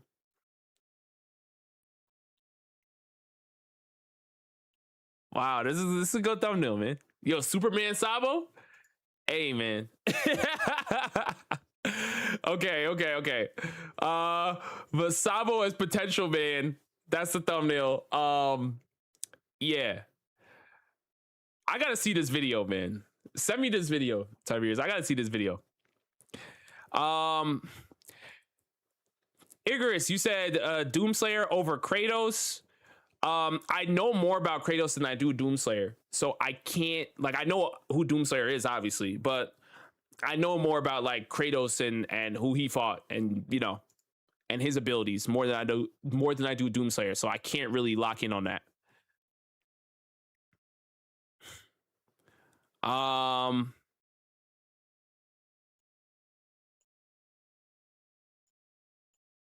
Tiberius, you came through. You said hot take: reaction content should be in a separate tab on YouTube. Can't search anything without a bunch of reaction videos popping up. Ooh, hey, maybe we got to send that to the YouTube gods, man. That's actually not a bad idea though. And then your other hot take for real, you said One Piece is Japan's version of The Simpsons. Low key. I mean, I don't know if I could say that anymore just because One Piece went seasonal. But for the longest time, I mean, yeah, it was, the Sunday TV in Japan, for sure.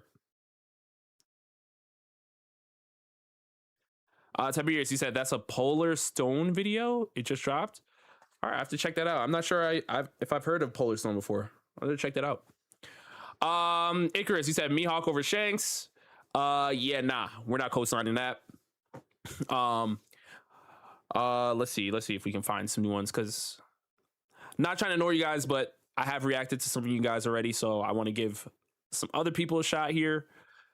Kilo, you said Hisoka is the 5th protagonist of Hunter x Hunter, so I'm assuming this goes more into like the manga, which I'm not up on yet. Kaizo, you said hot take: My Hero has one of the best endings. I don't think that's a hot take. I think the My Hero Academia ending was great. I believe I talked about this in the previous stream as well. But the main thing I was looking for is closure in the Todoroki family, and we got it. So I'm a happy guy.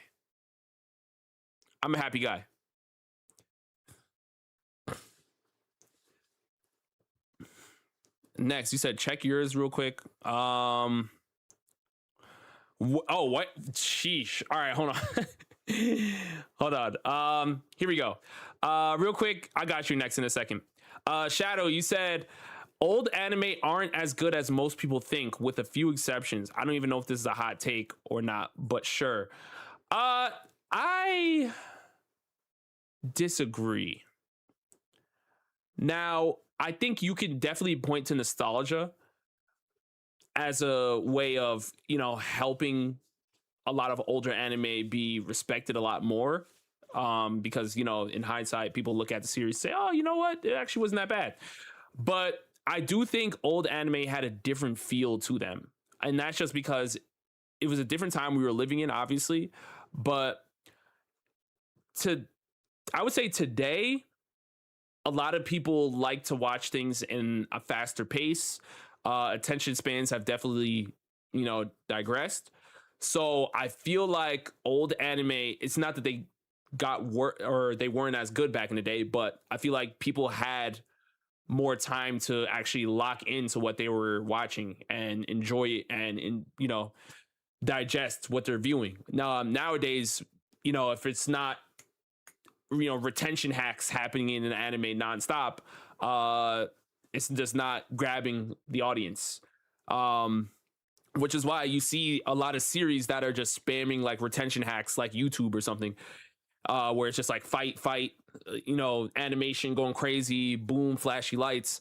Like a lot of those anime are just doing numbers, and that's just because, again, they're feeding the stuff that keeps people locked in. But I feel like what old anime were able to do is that they were able to help build the characters up to a point where we actually fell in love with the characters, and we were able to find them relatable and, dissect them and understand what's going on. And like, that's why those series have a lot more impact generationally than current series, right? As much as we love, what's going on in Solo Leveling or whatever, we all know that Naruto is going to have a much bigger impact than Solo Leveling. It's just reality, right? And you could say that for many series. And I feel like it sucks because it's hard to survive nowadays as like a long running shonen anime where it's like hundreds of episodes going weekly. But I feel like we need that again.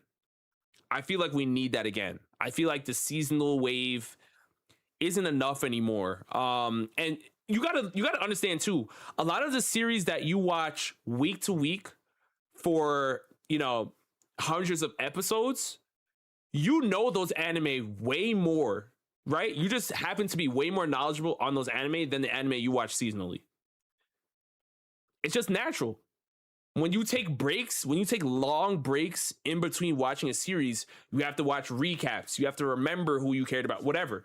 But when you're watching Naruto for 300 episodes straight, now it's like Naruto at some point became like a part of your routine. So now it's like you can recall something that happened on episode 52 because you've been watching Naruto every single day. Versus like if you're watching one season and then there's 4 years and then there's season 2 drops, it's like I don't remember. You know, you have to go back and watch a recap. And that's really just what it is. Bob, you said Akane Banashi will save Modern Shonen Trust. I really need to watch that. I was talking to Joe about that. That's on my list to watch for sure. Wade, real quick, you said My Hero Academia is forever mid. That's crazy. I can't co-sign that. Demons of the Shadow Realm only has a following because of its creator. That's true, but that doesn't mean it's a bad anime. But this is true. If Full Metal Alchemist wasn't successful, Demons would have had a harder time, especially nowadays, to pick up where it is, because Demons of a Shadow Realm has an older feel to it. It has a nostalgic feel to it, which it's tough to survive in today's climate with a nostalgic feel, right? You would need to have some star power from back in the day to help carry you over today. And that is what it is. 3, you said there needs to be an award system that isn't fan voted. So how would you grade it? Like who would be the committee? You know? Next, you said Sabo and Dragon are overhyped. They have done nothing major to the story as a whole. If you remove them from the story, nothing really changes. Also, if they do show up at the end and do something, it will have the same feeling as Kaguya and Naruto. Just ruins the moment for the right people. Madara was a better villain, and Shanks could easily have that moment instead. Wait, you said a lot there that I emphatically disagree with. But as you already know, and you guys watching this right now, I am a defender of Sabo and Dragon. To say they have done nothing major to the story, I think you can look at them, specifically Sabo, and say that's blasphemous. To say he has done absolutely nothing major to the story. I mean, in the last chapter, literally, Imu's talking about him. Let's just say what it is, right? Sabo was endgame locked in. He was in the One Piece Final 12 alongside Dragon. He's literally the Flame Emperor as we speak. Dragon right now, you can say directly on screen, he hasn't done a lot, right?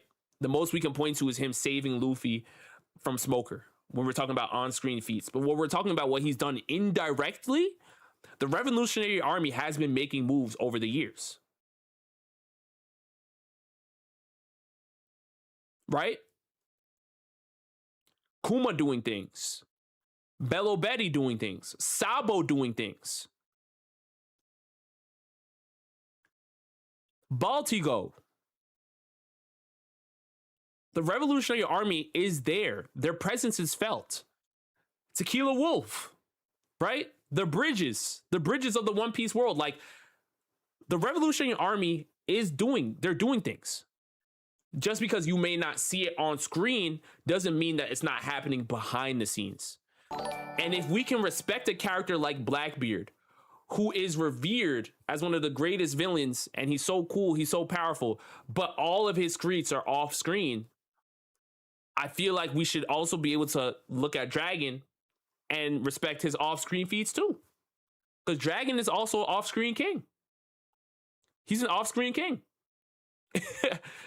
But let me move on, Wade, because that's 4. That's 4. Let me move on here.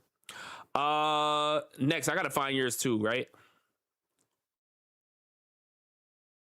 Hold on. Let me find next. I told next.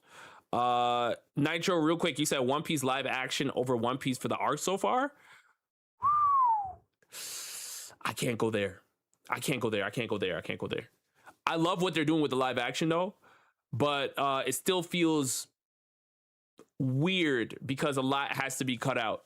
You know, it literally has to production wise, but there's too much that's cut out. You know, but I think they're doing a great job for what they can handle. Like they're doing a fantastic job. Logan, you said Bleach is the worst mainstream shonen. That's rough. I can't say that. I can't say that. Next, let me find yours real quick, and then I'll scroll back up. I know where I'm at. Logan, you're over here. You guys asked me to mix it up a little bit, so I'm trying to mix it up and just find random ones here. Oh,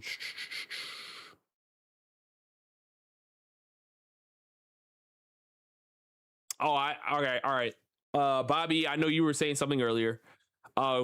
Real quick, Bobby, you said Hinata is way more useless than Sakura.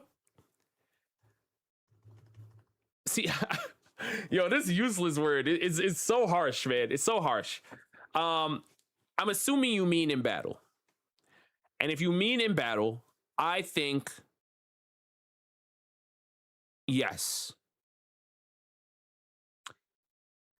I know a lot of people like to disrespect Sakura and say she's trash, but realistically, Sakura put up a lot more points in the war than Hinata.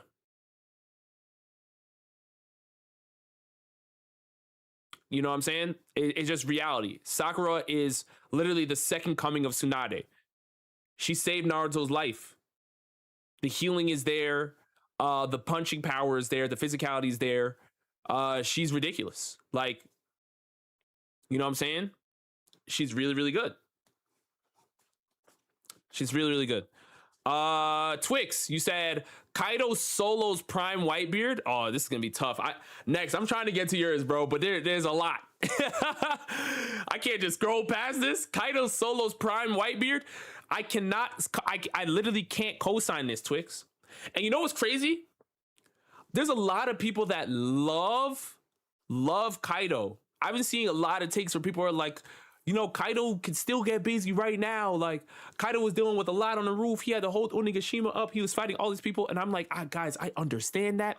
And it's not even like I disagree. I agree with you. But there are people that even Kaido looked up to. When we look at what Kaido was looking up to, Whitebeard was there.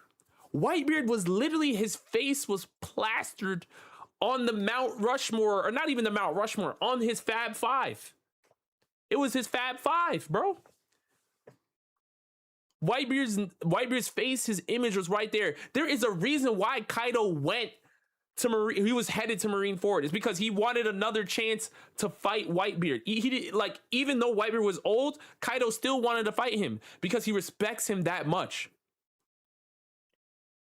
And the fact that he couldn't even make it there, he couldn't even get to an old Whitebeard because Shanks stopped him, tells us all that we need to know. When it's a 1v1, you bet on Kaido. Unless you are Rocks, Roger, Whitebeard, if you're younger Kaido, Odin, but not Prime Kaido, and Shanks. And then what did Luffy do? Luffy came through and said, hey, what about me? Right? And that's where we have the discussion on whether Luffy can get the job done or not. And then there's more people in that mix too. Loki versus Kaido is a conversation.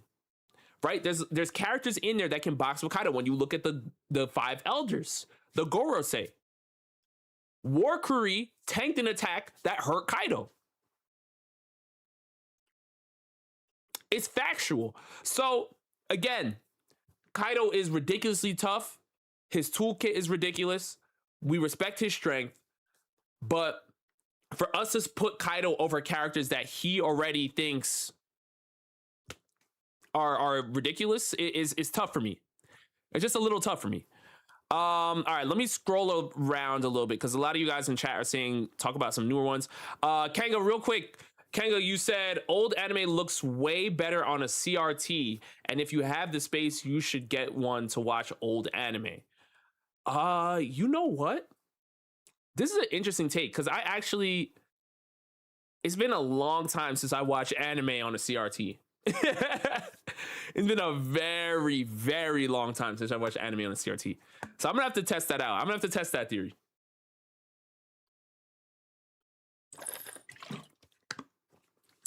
Um. Okay. Claptrap, you said Black Clover anime fumbled in part 1. Disagree. I disagree. I think that literally the only critique people have for Black Clover is that Asta yelled. But again, that did hurt a lot of the popularity for Black Clover. But I think that, remember, you're talking about part 1, which is literally like over 100 episodes.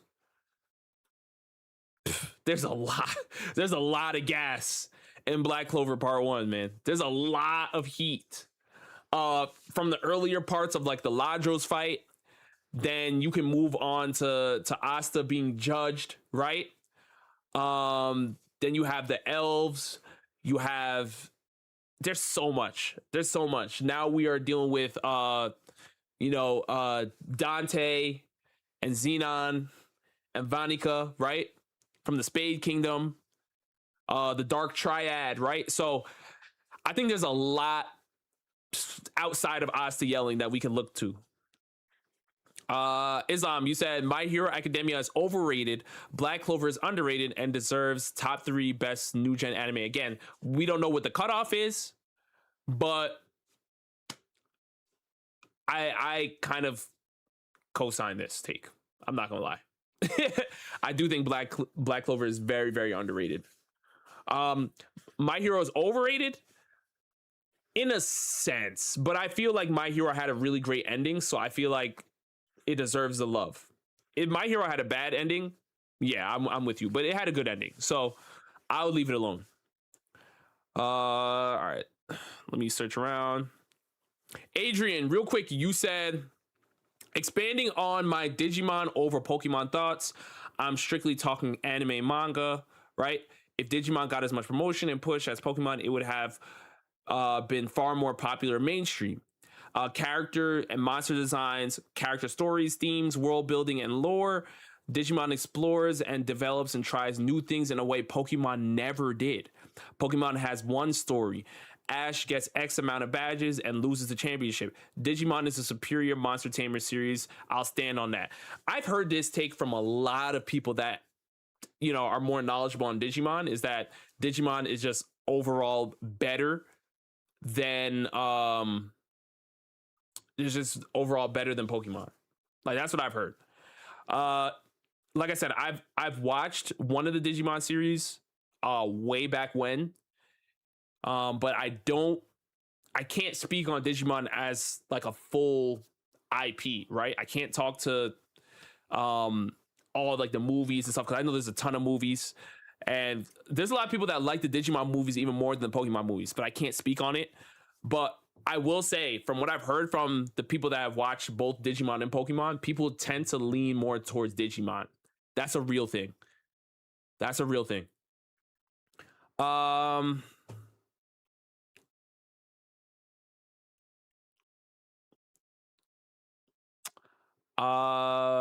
Is it Copia?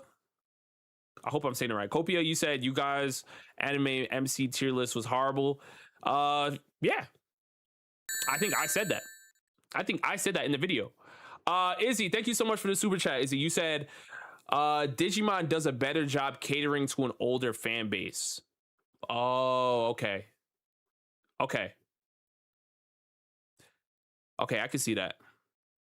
Misa, you dropped one in here? I know, I'm trying to get to everybody's. Hold on. My fault. Icarus, you said Rob's 100 strongest anime characters is on par with CBR rankings. It was on par with all of them.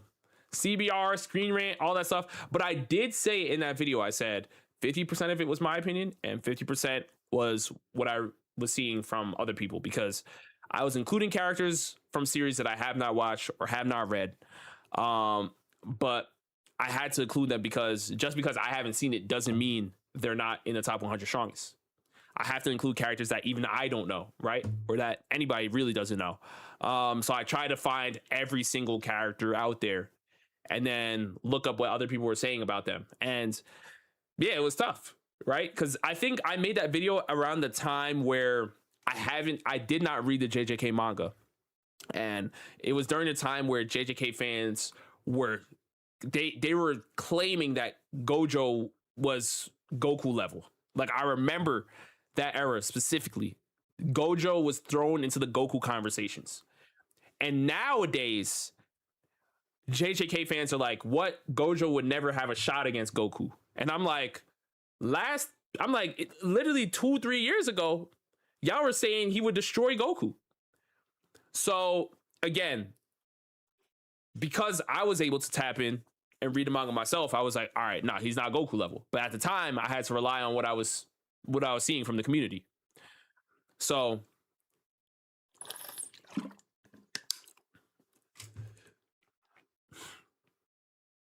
Bobby, I read yours. Unless there's another one. Oh, this is another one you did? All right. Solo Leveling is overhated. If you wanted to watch a good written show, and you watch Solo Leveling, that's your fault. Solo Leveling is just an action anime, and it does really good at it. Nobody was hating Solo Leveling when it didn't get animated, but after it got animated and won Anime of the Year, everybody started hating it. I can understand where your approach is. You think that basically, essentially what you're saying is, don't get mad at what you ordered, right? Like, you can't watch My Hero Academia and be mad that you're watching an anime about heroes, right? Like, that's what you're gonna get. If you're ordering fast food, don't expect to get, 5-star restaurant level food. And I can understand that, but I also feel like anime fans are allowed to watch an anime and expect better after it's won Anime of the Year, right? Because it's less about Solo Leveling being a bad anime, and it's more about the amount of anime that were swept under the rug for Solo Leveling to get the love that it gets, right? And when you're comparing it to, when you're giving it that title of Anime of the Year, of course, there's going to be defenders of all the anime that got snubbed that are going to come out the woodworks and have something to say. And one of the easiest critiques for Solo Leveling is the writing. So that's just going to happen naturally. That's just going to be a natural reaction.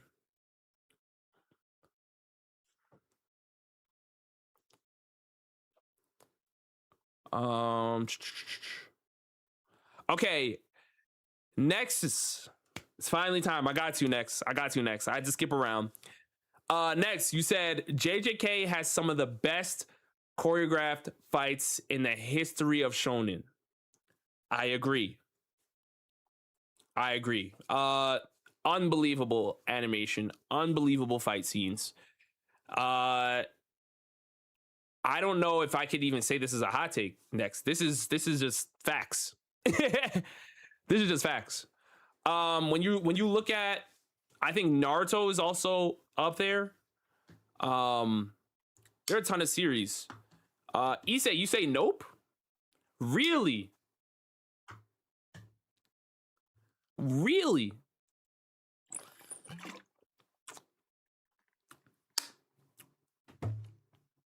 Fate too? Yeah, feel it. You're spitting. Fate? Absolutely. You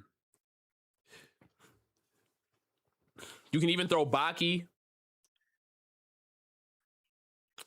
Oh, easy. Oh, you said the camera moves too much. I mean, I guess, yeah. It does. Like when Maki, but I mean, you get cool moments too. Like the Maki moments were fire. But then there also was like a lot of camera movement, so it is hard to see certain things happening. But I feel like they do that on purpose because they're trying to show the effect of like they're moving so fast that even the cameraman can't keep up, right? The cameraman being the fastest character in anime of all time can't keep up. So it's a double-edged sword. It's a tough thing for animators to solve, because are you trying to portray the speed, or are you trying to show what the fight's looking like. Baku, you said we need more Dandadan content. I would love to. But I don't know who's down to watch it. Listen, when I dropped that Dandadan video, I put my heart and soul into that video, you know? So, but I still love Dandadan. I still really, really love Dandadan. But yeah, I'm down for that. I also want to start covering some Kagurabachi. As I said, I started reading it, so I'm not caught up, but I did start reading it. Subaru, you said hot take. Subaru is suffering the worst in anime. By the way, I am a ReZero fan. Okay, so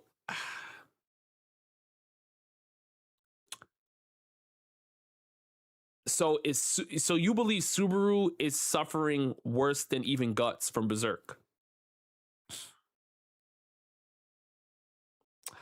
Ticklish, I'm gonna leave the VOD up, bro. I'm gonna leave the VOD up so you can always come through and check it out. But thank you so much, man. Thank you so much for pulling up today. I hope your barber does you right, man.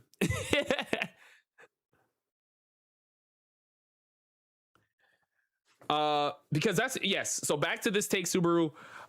Yes, Guts is the first character I'm thinking of. When it comes to like Takamichi and others, I would still say Subaru suffers more, but Guts.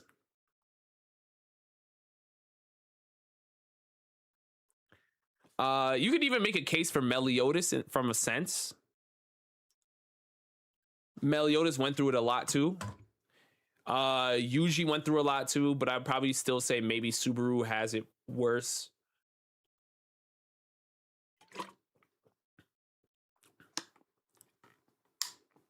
Oh, you guys have said Hyakimaru.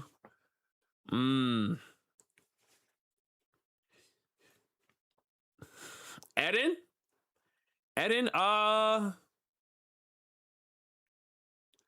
he suffered a lot. I don't know if, can we say Eren suffered more than Subaru?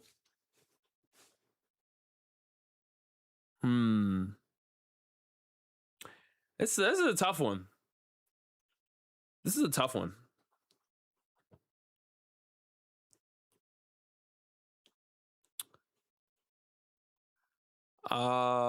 Chris. Okay, Chris, I'm on to yours now. Here we go. You said Demon Slayer anime is mid for these reasons. Here we go. Plot progresses in the anime are off, for example. So plot progresses in the anime are off. For example, the Red Light District arc before the final bosses fights were dragging because the time spent dragging could have been used as the main villain's backstory. Not all of a sudden at the very end you drop it at the villain's death to make them layered. Okay. Well, let me just read the whole thing. You said it takes away from all the deplorable actions the villains did and even fighting them if they're lately added as a supposed layered villain. Animation alone shouldn't carry your story not being coherent and basically can be passed off as Diet Inuyasha without romance. Oh my gosh. Diet Inuyasha without romance. Oh man. Yo. Oh man. You know what?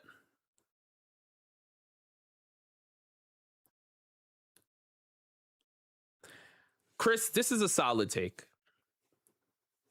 The thing is I'll say it's interesting because people had an issue when they went to go watch Infinity Castle Part 1. They had an issue with Akasa's backstory being a major chunk of the movie, and they felt like it just was taking away from the movie itself.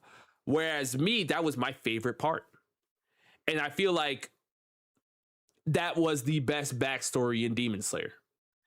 And maybe not every single villain deserved that type of backstory, but I do feel like if there were more moments of Akaza type backstories, that would have helped a lot more than where it is now.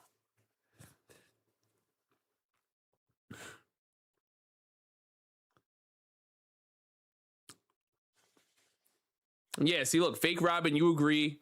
Mooney, you agree with me too. Yeah, I thought that was my favorite part of the movie. Naraku might even be a better villain than Muzan. Oh, we're getting toxic. We're getting toxic today.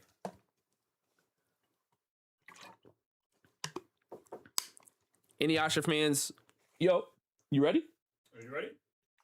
I can start setting up if you wanna talk to chat. Do you have a few more you want to get off?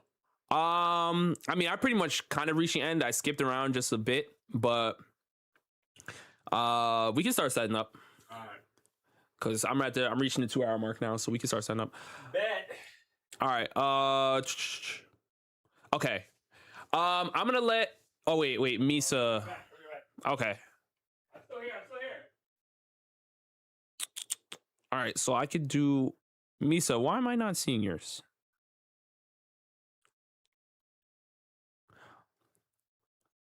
Oh, Ryusai, I love this. Sabo is not a fraud. He's the second in command of the Revolutionary Army for a reason. Talk about it. I'm liking this. I'm checking that off, man. W take. Our follower of Christ.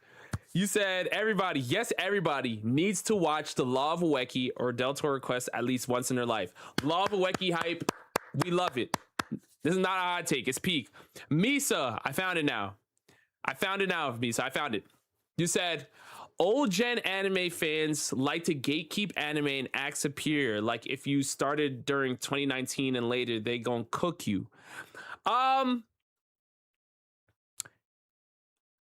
Not all, but some old gen anime fans do like to gatekeep. And I do feel like we were talking about this earlier, where, you know, like the whole LARPing term came through and blah, blah, blah. But I think there's a difference of new gen or just newer anime fans coming through and speaking on the series that they've watched and that they know versus, you know, new fans coming through watching one or two series and then speaking on anime as a whole, right? And I feel like the new anime fans that understand that they just got here and there's a lot to learn and there's a lot to see are typically like more respectful to like people that have seen so much and have a lot of more knowledge and they can speak on a lot. And that's not even just an anime, that's just in general, right?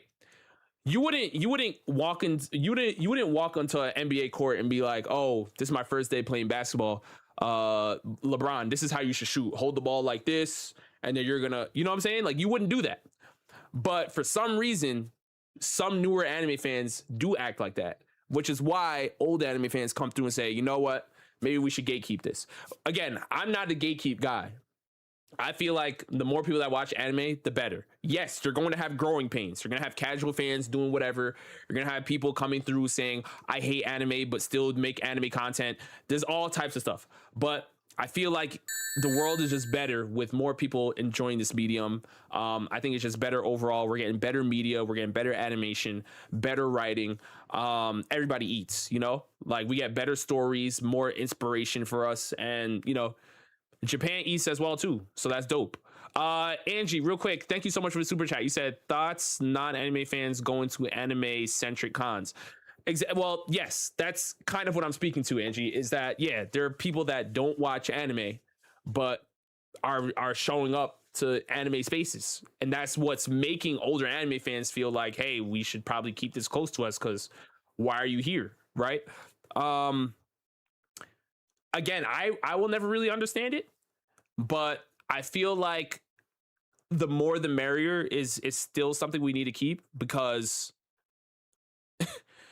over time, like, you know, the more eyeballs that are coming into this medium, the more space, the more money that's put into it, right? We're just only going to get better shows, better activations, just better events overall, right? And as you guys already know, because I spoke on this in the past, but you know, I one of my goals in life was to like get into like the theme park design or theme park industry. And I feel like anime is one of the most slept on IPs for this. Like I feel like there should already be some crazy, like just like how there's a Disney World, there should be something set for the anime space. Like it's that big. Like again, Demon Slayer literally was the biggest movie ever. Like last year, it was like the biggest movie. So a Chainsaw Man movie also did numbers too. Like so at some point, I feel like with more people watching anime, it's going to happen sooner than we think. But real quick, I'm gonna start setting up, y'all, because Kumar is ready. Kumar's ready, so I'm gonna start setting this up. Kumar, you want to talk to chat while I'm setting up? All right. All right. Figure it out. All right. I'll man the stream. I'll unveil all the deepest, darkest showdown secrets of the syndicate.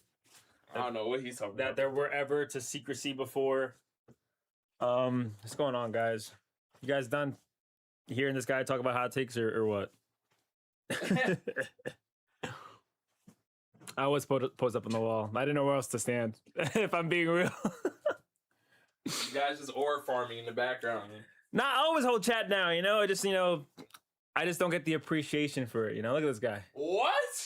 What are you talking about? How you guys doing, though?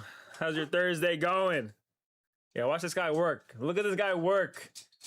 Cause he got a whole army that does it for him. Oh my god. The army is an army of one, which is this guy. Right here. This guy. It be your own people, that's what I'm saying, CP. It's crazy. Guys doing good, that's good to hear. I see you rocking Tracy merch. Yeah, man. Courtesy of Tracy himself, you know. Showed some love. Hidden Sub Village. Which is very fitting. I should be wearing this due to the draft battle we're gonna be doing. The hidden villages and all that. Kumon ain't human to Rob? What? What happened? No, I'm not human to you, apparently. I'm a robot. God. Do the thing. Kumar, can you go to White Castle get me some burgers? Yo, to be honest, I haven't had White Castle in a very long time. Yo, why are you ignoring the super chats? That's crazy. The super chats where? I don't see no notifications. Where the super chats at? Look right there. Which one? What's the best way to get it? Was this one? Did you not read this one? How am I supposed to know which ones you read? It's the one that says a few seconds ago. How am I supposed to know what super chats he did? He got no notifications, nothing popping up. It popped up. How did I see it? I'm all the way in Narnia. Yo, Angie, you just got motion like that. Thank you so much. I don't be getting super chats, you know. Angie said, "W Kumar, stay busting it in." W Kumar, stay busting it for freedom. Drums of Clapdom. The drums of Clapdom. How do you feel about that phrase, Rob? I don't even know what that means. The boys are fighting. When's the Kumar chained up by Rob merch coming out? That's wild. Draft from each village? That's not a bad idea, dark skin humor, but no. It's essentially just the, Naruto draft battle that will lead into something else, but you guys will see. Yeah. I just gotta make sure I get the frame right on the cam. Drums of clapperation. What y'all got going on? Because I missed it, chat, what was the most egregious hot take that Rob had to read off and give his take on? Mihawk over Emu? That's Scoot. Someone said that? Yeah. Scoot did, man. That's kind of crazy. A little plush of Kumar with shackles would make money. Oh my god, what are we pushing here, guys? Adrian, come on now. What is this? What's y'all's hot takes? I have no hot takes. I'm boring. I let people live. I let people, you like what you like. He's capping.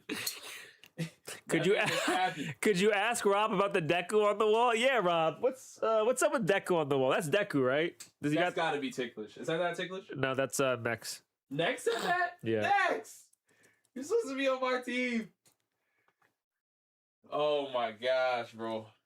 I don't know about that Deku. Yo, Kumar, get Rob out talking about the law of wacky. Yo, why y'all hating on the GOAT? Yo. He could be a lot of your favorite MCs, man. Is that Deku? No, it's actually Ueki from an anime called. It's supposed to be. It's supposed to be Ueki from the show, the anime, The Law of Ueki, but it looks like Deku, so everyone just calls it Deku. Deku. All right, Rob, when are you gonna lead into the hentai showdown allegations and watch some My Dress Up Darling or Girlfriend? I don't know what. I'll leave the floor for him to speak about that. I'll be right back. My lips are chapped as fuck. All right, now he's running away. Hold on, y'all. I'm gonna try to figure out how to frame this properly. Let me see. Just give me 1 second. I'm back. We're here. Oh, you're back now? We're back. All right, bet. Am I standing on the right side or the left side? No. I'm gonna figure it out. Per usual. The wall side. You figure it out.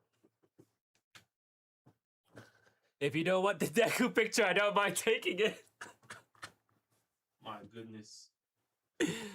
Get that off your wall. My bad, Rob. Rob, my bad, G. I'm gonna watch The Law of Ueki because. My goodness, man. Yo, you guys are funny. Yo, chat, can we yell at Rob to get this actually framed? Have you shown chat this? Yeah, I did a while ago. I'm supposed to get it framed. He hasn't got this Silver. I know. This fan art of Silver, signed by the voice actor of Silver himself. I know, it's so fire. It's just against the wall above this fake Deku. It's really because I'm trying to figure out how nothing. to. I gotta hold on. I'm trying to reframe this. 1 second. What is the TikTok? Yeah, this is what TikTok sees right now. I had to reframe it just so they can. That's what it can fit in. And do they even pop up on chat? I don't know. That's a great question. Hold on. All right. Stop yelling. Wait, stand right here. Let me see. Or I can stand over there actually. Yo, y'all heard that, right? He didn't say please, no nothing. He just said just stand right here. Yo, you see how we get treated? No please, no thank yous. This man never. Yo, don't let him lie to y'all. This is crazy. Don't let him lie to y'all. Don't let him lie to y'all. All right. Let me see. How's that look? Good. I mean, it looks like are we okay? I think this is pretty okay. Yeah, I think this is solid. Okay. So you guys will all see what happens here. Hold on. Let me bring the mic out a bit just so they can hear us. Max said, free my boy. Y'all should pose like prom. Yo, I'm done with y'all, man. Oh, there's a story about that. There is no story about that. Kumar fight back. Have you guys watched Arcane? We have. We love Arcane. Speaking of Arcane, everyone go play 2XKO. That's the League of Legends fighting game. It's free to play. It's freaking free to play. It's great. It's a lot of fun. Oh, W promo, man. Yeah. Shout out Riot. You a partner? Nah. You got 7th place in the One Piece Discord draft battle. You need your revenge? Yo, run it back. Okay. Run it back for Ophelia. Wait, what did I do? Not Kumar doing a sponsor. Oh. We're practicing. We're practicing, right? Okay. All right. So real quick, just to let you guys know what's going on here. I know a lot of people have asked me over the years, what is the draft battle going to be? Or like, what's it's going to turn into? Like, what are the purpose of these roles? What are the purpose of these characters? And I've been working on something. And Kumar has helped me play test the game itself. So I want to introduce it to you guys here first on stream. And then you guys can obviously come through and tell me, provide feedback. You guys are the first people to see it. So if you're in the stream, thank you. You guys can provide feedback. Let me know if you like it, don't like it, think it's cool, whatever. And we can workshop it together. But this is the first time I'm showing you guys. And hopefully it can turn into something. I do want it to be, obviously there's going to be like a lot of discussion-based stuff with the game itself. But then there's also the aspect of, actually using the draft battles to play games, right? Whether it's if we do like a Smash Bros draft, like you can actually play it in the video game and then also the board game at the same time, right? That can also work with Pokemon. That can work with other things. So that's what the idea is right now. But here we go. So we're gonna start off with a standard draft battle, and then you guys will see what it'll turn to in a few moments. And for the sake of level playing field, we'll be doing a Naruto draft battle. Yeah, we're using Naruto as the example because Kumar hates One Piece, I don't hate One Piece. and you know I we're just am now not caught up. we're now in 2026, and he's still in Eni's lobby. So hopefully he'll be in. You know, he might be in. I understand what it does for the world and for its people. I understand the cultural impact. You might be in Thriller Bark by the time it's 2030. So, you know, that's why we're here. All right. All right, you ready? All right, let's do it. Okay. Do the thing. Say the thing. I will say Do the roar. do the roar. Do the roar.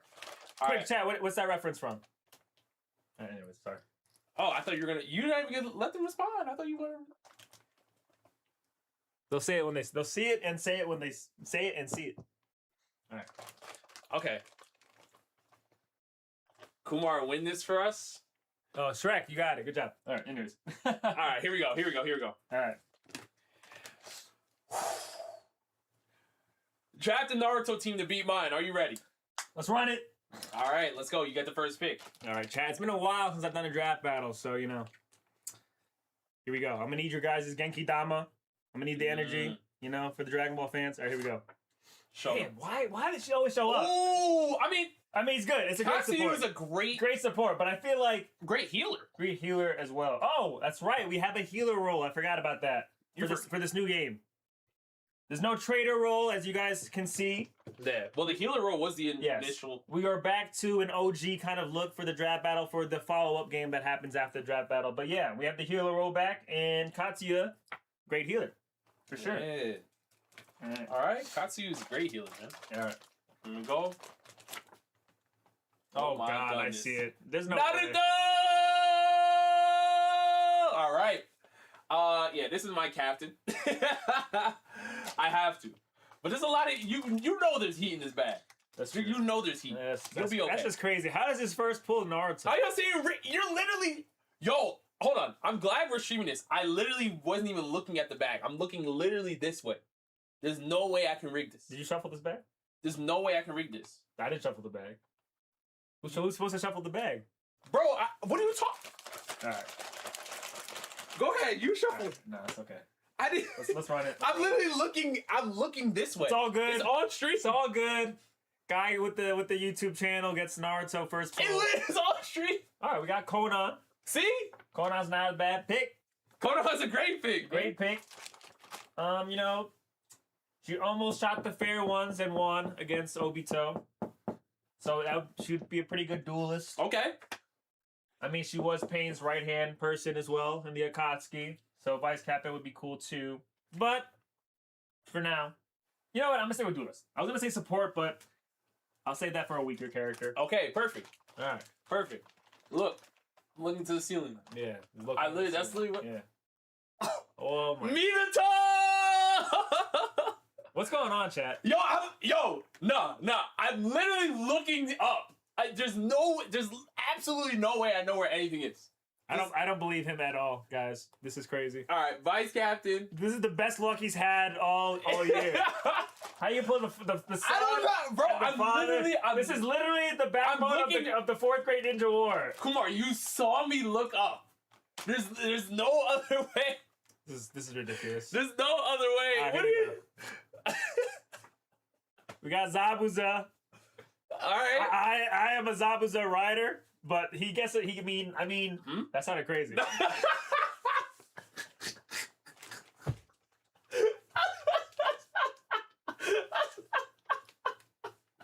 Yo, get up. Yo, now you gotta stand on that, brother. Hey, All right, like I was saying, yeah. a lot of people downplay. A lot of people downplay Zabuza because he ran into Kakashi in Team 7 early on. Uh-huh. But I feel like he still got a kit that he could work with, and he's strong. You know, Yeah. just because he got packed up early on in the show doesn't mean he's fodder. Oh, okay. Hold on, I gotta take a minute. My head is light from laughing so hard down there. Yo, I'm actually crying. Oh man. Ugh. All right. Alright. Anyways, that being said, I'm gonna skip him. After all this, Yeah, I love All Zabuza. this- Don't get me wrong, but we know. yeah, this is looking. We know rough. you love him. This Here is- you go. Chill. Chill out, chill out. Anyways. Oh, okay. We got Sakamoto. Okay. Sakamoto's actually a great pick. We got Kakashi's dad. Speaking White Fang. of White Fang, you know, I'm gonna put him at Vice. I feel like that's a. You know, it's kind of crazy though. We don't really hear too many feats of him. We just know that he's Kakashi's dad. He was strong. He instilled Kakashi's whole MO moving forward with don't leave your friends behind and shit like that. But I personally, if you guys can put me on game, put some of his feats. I was gonna put him on vice captain, but I might save that, so I'm putting him at support at the very least. Yeah, he does have feats, but you know. I'm not privy to We them. ops right now, but he does have feats. All right, bet. Okay, Manda. Yo, we got the summons. I'm using my one skip on Manda. All right. Using my one skip. What you looking for? Kumar loves Zabuza's big sword. That's crazy. That's wild, Adrian. Okay, Kurosushi. Future, whatever that word is. Tsuchikage. Tsuchikage, Yes. Yes. I'm gonna go support for Kurosushi. You know, yeah. That's not valid. nothing too crazy, obviously, because we're only going off Naruto. Yeah. But Yeah. still was aid to Onoki. That's great. All right. Style. Here we go. I need to fight back. Damn. All right, we got Sasori. Okay. You know, puppet user. That I need two good pulls. I mean, it can happen. Right now we running Akatsuki Light right now. It can happen, bro. All right. All right. I'm sorry, Chad. This luck is not the God hand is not coming through just yet. Oh my God, Jesus. My guy. Oh my Lord. Oh my. This is crazy. This is crazy. We will go tank for Yeah. my guy. All right, I'm gonna need me some Hashiramas, some Madaras, some Sasuke's. I'm gonna need me some six path of what was that? Was that Sage of the Six Paths and all that? The Suns, Kaguya, somebody. Oh, speaking of Hashirama, we like I said, we spoke it into existence. We spoke it into the universe, and it replied. Oh damn. Yeah. All right. Well, That's the first Hokage. you got Hashirama. That's my Okay. captain for sure. All right. Is Kumar rigging? He just got Hashirama. Nah, my word magic. W manifestation. Yeah, that's what I'm saying. W manifestation. Okay. Ooh, Nagato. Damn. Honestly, I'm gonna go healer with Nagato. Nagato. What is this? Yeah. What What is this? What are you Hey, what did I do? You got Hashirama. Oh, put it into existence! Oh my Yo! The manifestation powers! Okay, see? Look, now you happy. Now you happy, right? I don't know. This is still tough. Now you're happy. Here we Alright. go. Here we go. All right. All right. Oh, okay. Oh, Got May. May. Lava Jutsu? Yep, you got Lava Style, Mizukage. All right. So as you guys can see here, These are our teams, but now we have a follow-up game. The teams are set. The battlefield will now commence in this game. all right, and you guys are gonna help us because this is the first time you guys have seen this on stream. But right now, the name of the game, which obviously takes the draft battle or takes the roles of the draft battle and moves on to an actual game, is called Raid. That's what I'm calling it right now. I don't know if I'm stuck on that name, but that's what we're gonna call it right now. Okay. So what we have are our roles for our characters, our teams. They're all selected, and what we're going to do is we're going to put little post-it notes on them. I'm gonna improve it in the future, but this is what we're gonna start off for now. You want to be pink team or yellow? Yeah, I'll just be pink. You want to do pink? Shirts a warm tone or more of that nature. Okay, so attach them all. Oops. And then I'll explain to them. Yeah. You want to actually attach them all from? And I'll Yeah. explain? Well, I'll do my side first, so that way you could. Okay, You yeah. can see in real time. No. You leave those. Those are the Oh, the recorded extras? ones. Yeah, those are the Okay. recorded ones. Okay. Okay. And then when I set up the board, so it should just be those 6. 1, 2. Any of the R's, yeah. One, So you leave two. these. 3, 4. I I got know. 4. What? Captain, vice captain. Yeah. Dual tank. Here. Oh, okay. Actually, you know what I got? What happened? Just in case. Not Well, paper like the clips. circular. No, paper clips. That should be fine. I mean, I don't know if the Oh, stick, okay. if the adhesive is starting to drop. So alright. just to be safe. All right. 3, Well, keep it 4, moving. 5, 6. Okay. Okay. And then I'll use these, and that's just Yeah. helps at least for now. Anyone explain? Yeah. So I'm gonna explain. Make sure 1, 2, 3, Can he? I don't know if they'll be able What? to see it. 4, 5, 6. Well, we're putting on the bigger board True. in a second. So True. yeah, that's just that for now. All right. Jack Battle Sparkles. Okay. So right now, what Kumar is doing, and let me move over to the side so they can see what's going on. Right now, what Kumar is doing is he's attaching post-it notes to each of the roles, and it's just letting him know that they are healers, but it's also letting him know the movement style that they will be using.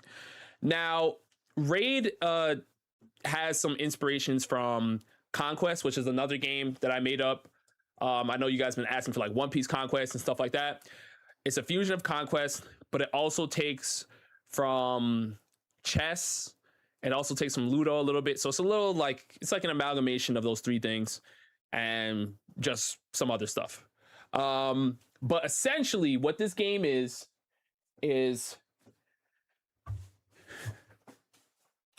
there are 6 roles, as you guys can see, right, that are on the board. For some reason, I'm dropping them. And it's going to be another official way for me to do this. But essentially, you have I might have to turn this light down. Actually, you know what? I can just move it closer. All right, here we go. You guys can probably see that. But you have your captain, right? Your captain, and its movement style is similar to a king in chess, right? So a captain can move like a king in chess, the same movement style. If you guys are familiar with chess, if you guys don't know about chess, it's all right because you can still play this game, but it will still work out. Right now, your vice captain can move like a queen in chess, right? Let's see. Your tank can move like a rook in chess.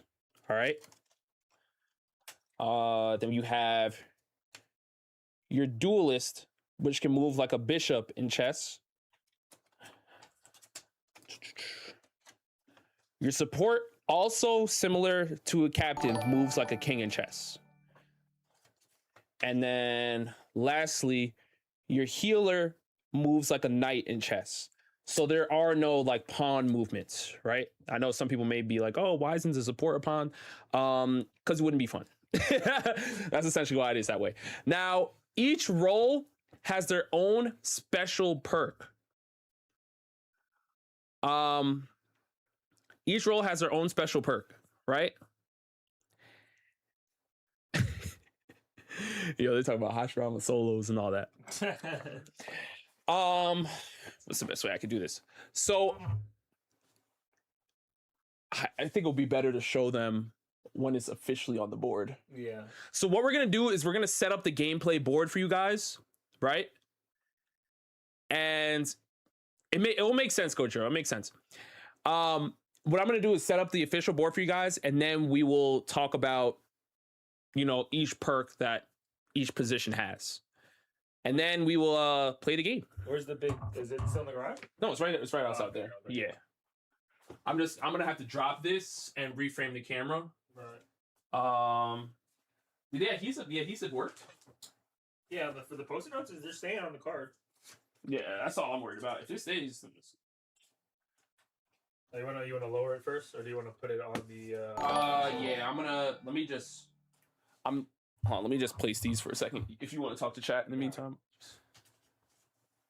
Yeah, Chad. We didn't play too many games ourselves, but we ran like 3 or 4 or so, and they were kind of fun. We didn't get too into it because we were still like kind of working out the kinks of how we want the game to flow and stuff like that. But once this stuff becomes official, fingers crossed, and however we get that going, could be something for you guys to play at home as well in the near future. Hopefully, when we are able to do stuff like that. All right. In a sense, Misa, but there's a little bit more to it. Yo, Play That John, what's good? You said gotta do something at DreamCon? We were at DreamCon a few years ago. Yo, John, what's good, bro? What's good? Man, I mean, it's definitely a plan to go to DreamCon next year for sure. Definitely a plan to go to DreamCon next year. We didn't get a chance to go this year, but yeah, you went. The last time you went was 2024, right? 2024. Yeah, I've been to DreamCon 3 times. Yeah, I've been to DreamCon 3 You've times. had panels at all of them, right? Yes. Yeah. So I definitely want to go again for sure. Last time I went to DreamCon was 2023. It was a good time for show. Yeah, tap in. I know we could do something cool, maybe on stage. Bro. That'd be dope. John, I appreciate you. Honestly, I'm down. I'm down for whatever. We can make something happen? Absolutely. Do you know what time it will be next year? Like which time will be? We don't know yet. I'm gonna make this lower. Can't say yet. Oh, okay. Got you. All right. Yeah, whenever it is, yeah, we'll figure it out. But absolutely. I'll be down to make something happen for sure, man. And I'll tell everybody in chat, yo, pop out to DreamCon if we're able to make something happen. Cause that'll be awesome. That'll be awesome for real. All right. Come on, you know how to drop the camera? On the you slightly loosen the I got it. Gotcha. I just want to make sure that the whole frame can fit. Because we're gonna have to play it on the side for now. Yeah. All right. Oh, dropped on this. Yeah, my side's a little lower. All right. Hold on. You want to keep dropping it? No. You're good. Okay. Let me just make sure. All right. How does it look? The bottom row is cut off because it's too low. No. I'm going to. Oh, you're gonna lower the camera. I'm gonna lower the camera. Yeah. Right. Yeah, it's pretty straight. I just want to make sure it's straight. Yeah, just hit me up. Maybe we can try some stuff with the community online. But keep going. All right. Yeah, for sure, bro. Thanks for popping in, John. Yeah. Thank you, John. For real. Where should I hit you up on? Should I hit you up on IG? Yo, Power, thank you for Power Rangers. Thanks for popping in on the YouTube live stream from TikTok. He said IG is cool. IG? All right, bet. All right, I got you. This thing is like. It might be because we haven't really used the tier list board on the easel, have we? Right? We had. Well, it was the. It was the chalkboard one. Oh, true. All right, IG, I got you. I got you for sure. So yeah, TikTok number. Oh, for the TikTok framing? Mm-hmm. Let me see this for now. What's up, Zay? All right, so we might have to just stay a little lower, but that's fine. Yeah. Just so at least we can Yeah. see how framing wise is, and then Yeah, it's pretty. it's pretty good. Yeah, it's good. All right, cool. So that's the main thing. I just want to make sure. Okay. All right. So you want to take your team off? All right. I'll hand you your team. Alrighty. You want to tell them about placements and stuff? Yeah. I'll tell them about placements All right. in a second. All right, y'all. So we're setting up raid real quick for you guys, and then we will go into. I'll explain you guys the perks, and then we'll play the game. We'll play one example of the game, and then you guys can give us feedback or let me know and stuff. We just gotta stay lower, Kumar, because Yeah. our heads are cut off. I could switch the lens, but That's fine. This is just a test. yeah, I could switch the lens though. But you good? Yeah. All right, hold on. I'm gonna hide chat for a second, just so we can show you guys the game. All right, I might have to hide the mic back here a little bit. Yeah. Okay. All right. So typically, I could do it like this. All right. So typically, you would play this game facing this way. It's like a tabletop game. So it would be played just like chess, like this. You would be playing your opponent this way. But for an example to show you guys, we're going to be playing this way vertically. All right. Can you guys play One Piece? If Kumar watched, I would love to. Perry could play. Mooney, it is in a sense. Now here we go. So it's captain, vice. Rob has the high ground. I have the high ground. Okay. Healer. Tank. No, I think support was where tank is, actually. Huh? No, duelist Was it- and support was were it duelist and support? the front lines, yeah. Oh, maybe okay. Yeah. All right, cool.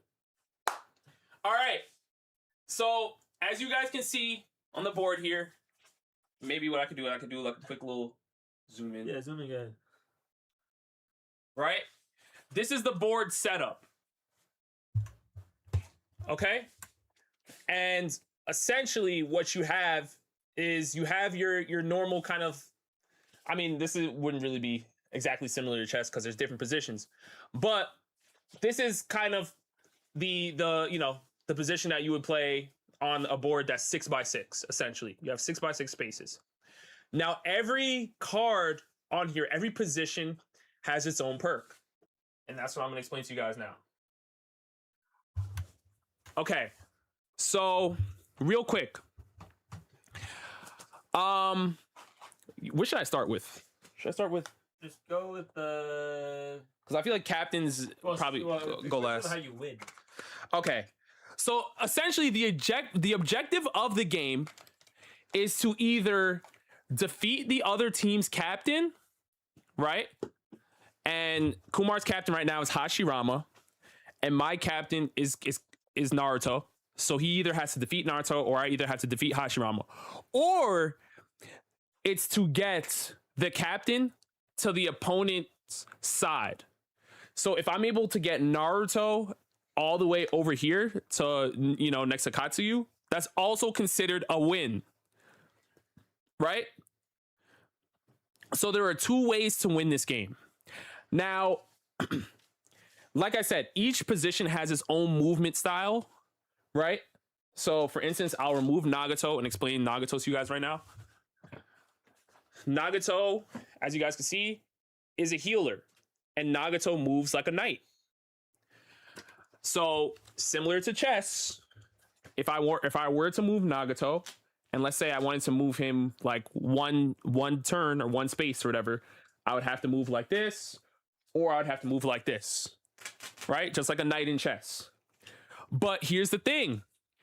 Healers have a perk, and their perk is that they can save a character from losing a battle or dying by sacrificing themselves. The best way to show this is, let's say Kumar's duelist, which is Konan here. is he has one space to attack Kurosuchi, and we all agree that Konan is stronger than Kurosuchi. She would lose the fight. What I can do is, if Nagato's here, I can remove Nagato from play. Wait, it just dropped a little bit. Hold on. All right, we're good. Actually, no, we're not. Hold on. Yeah, this side is a little jank. Damn, I wish there was something else I could put. Maybe you could move it more towards this way so that way kind of like lean like. Yeah, but I mean it's all right for now. So either way, what if Nagato's here and Kumar decides to attack Kurosuchi, and I want to protect Kurosuchi? What I can do is I can remove Nagato from play, and now Kurosuchi would be teleported over here, and Kurosuchi saved, right? So that's the perk that the healers can do. All right, now let's set back up again. Yeah. Now the perk for the duelists, right? A duelist right now, mine is May, and his duelist is Konan again. What a duelist can do is, if they are able to win a battle, they are able to roll again, right? And continue to fight, or just continue to move consecutively, right? Based on what fights they win. So, an example. You should probably show the dice block too. Yeah, I was gonna explain this last, but I guess I can explain this first. Real quick, we use a dice block, right? Right now, it's a dice block with 1, and I just use the logo because I just had extra logo cards. So it's either you have 1 turn, 2 turns, or 3 turns, right? And the dice block is just filled with 1 twice, 2 twice, and 3 twice. So what you can do with your turns, and this is just your movement in general, is you can either divide them up between people, or you can use all your spaces on 1. So let's say I roll a 3. I can either choose to, let's say my duelist is here, and remember, a duelist has to move like a bishop. I can either choose to move 3 spaces, so 1, 2, 3, with my duelist, or I can choose to move only 1 with my duelist, and then divvy it up and use one of my moves for a support, and then one of my moves for a rook, right? So I can either choose to divide it or use it all on 1 character. But the one thing I cannot do is I cannot, move my bishop here, stop, and then move it again, right? That's illegal. Okay. Now for the example, yeah, this is supposed to be the stopper, but for some reason the stopper is not stopping. So it's kind of, I think maybe put the aisle more towards the best. That way, the it can rest on it. Rests on the bed. Well, it can rest, but then you're gonna have to drop your side of here. Yeah, that's I just want to make sure they can see it on camera. Yeah, they can see it on camera. Yep. Okay, perfect. Okay, so there's that, right? So now we're back to showing you the duelist perk. So the duelist perk, it works like this. So let's say we're in a situation like this, and my duelist attacks Konan, and let's say May beats Konan, right? So I would defeat Konan, Kumar loses Konan. Then I would have the opportunity to roll my dice block again, which is I put here. I have an opportunity to roll again and move with my duelist again, right? So let's say I roll a 1, and I'm like, you know what? I want to attack Sakumo on this turn too. I can use it. I could use May, again consecutively. And let's say I win against Sakumo, then I can go again, right? So that's the way the duelist works. Leroy, you said, can a healer protect anyone anywhere, or are they restricted to only positions where that piece is allowed to move? They can protect anyone from anywhere. It's at any time. So let's move back. It's just you have to remove them from play, and you have to put the character they protected in their spot. So it can be used as a strat to try to move your captain to the end too, if that's what you're asking. All All right, so that's the healer perk and the duelist perk.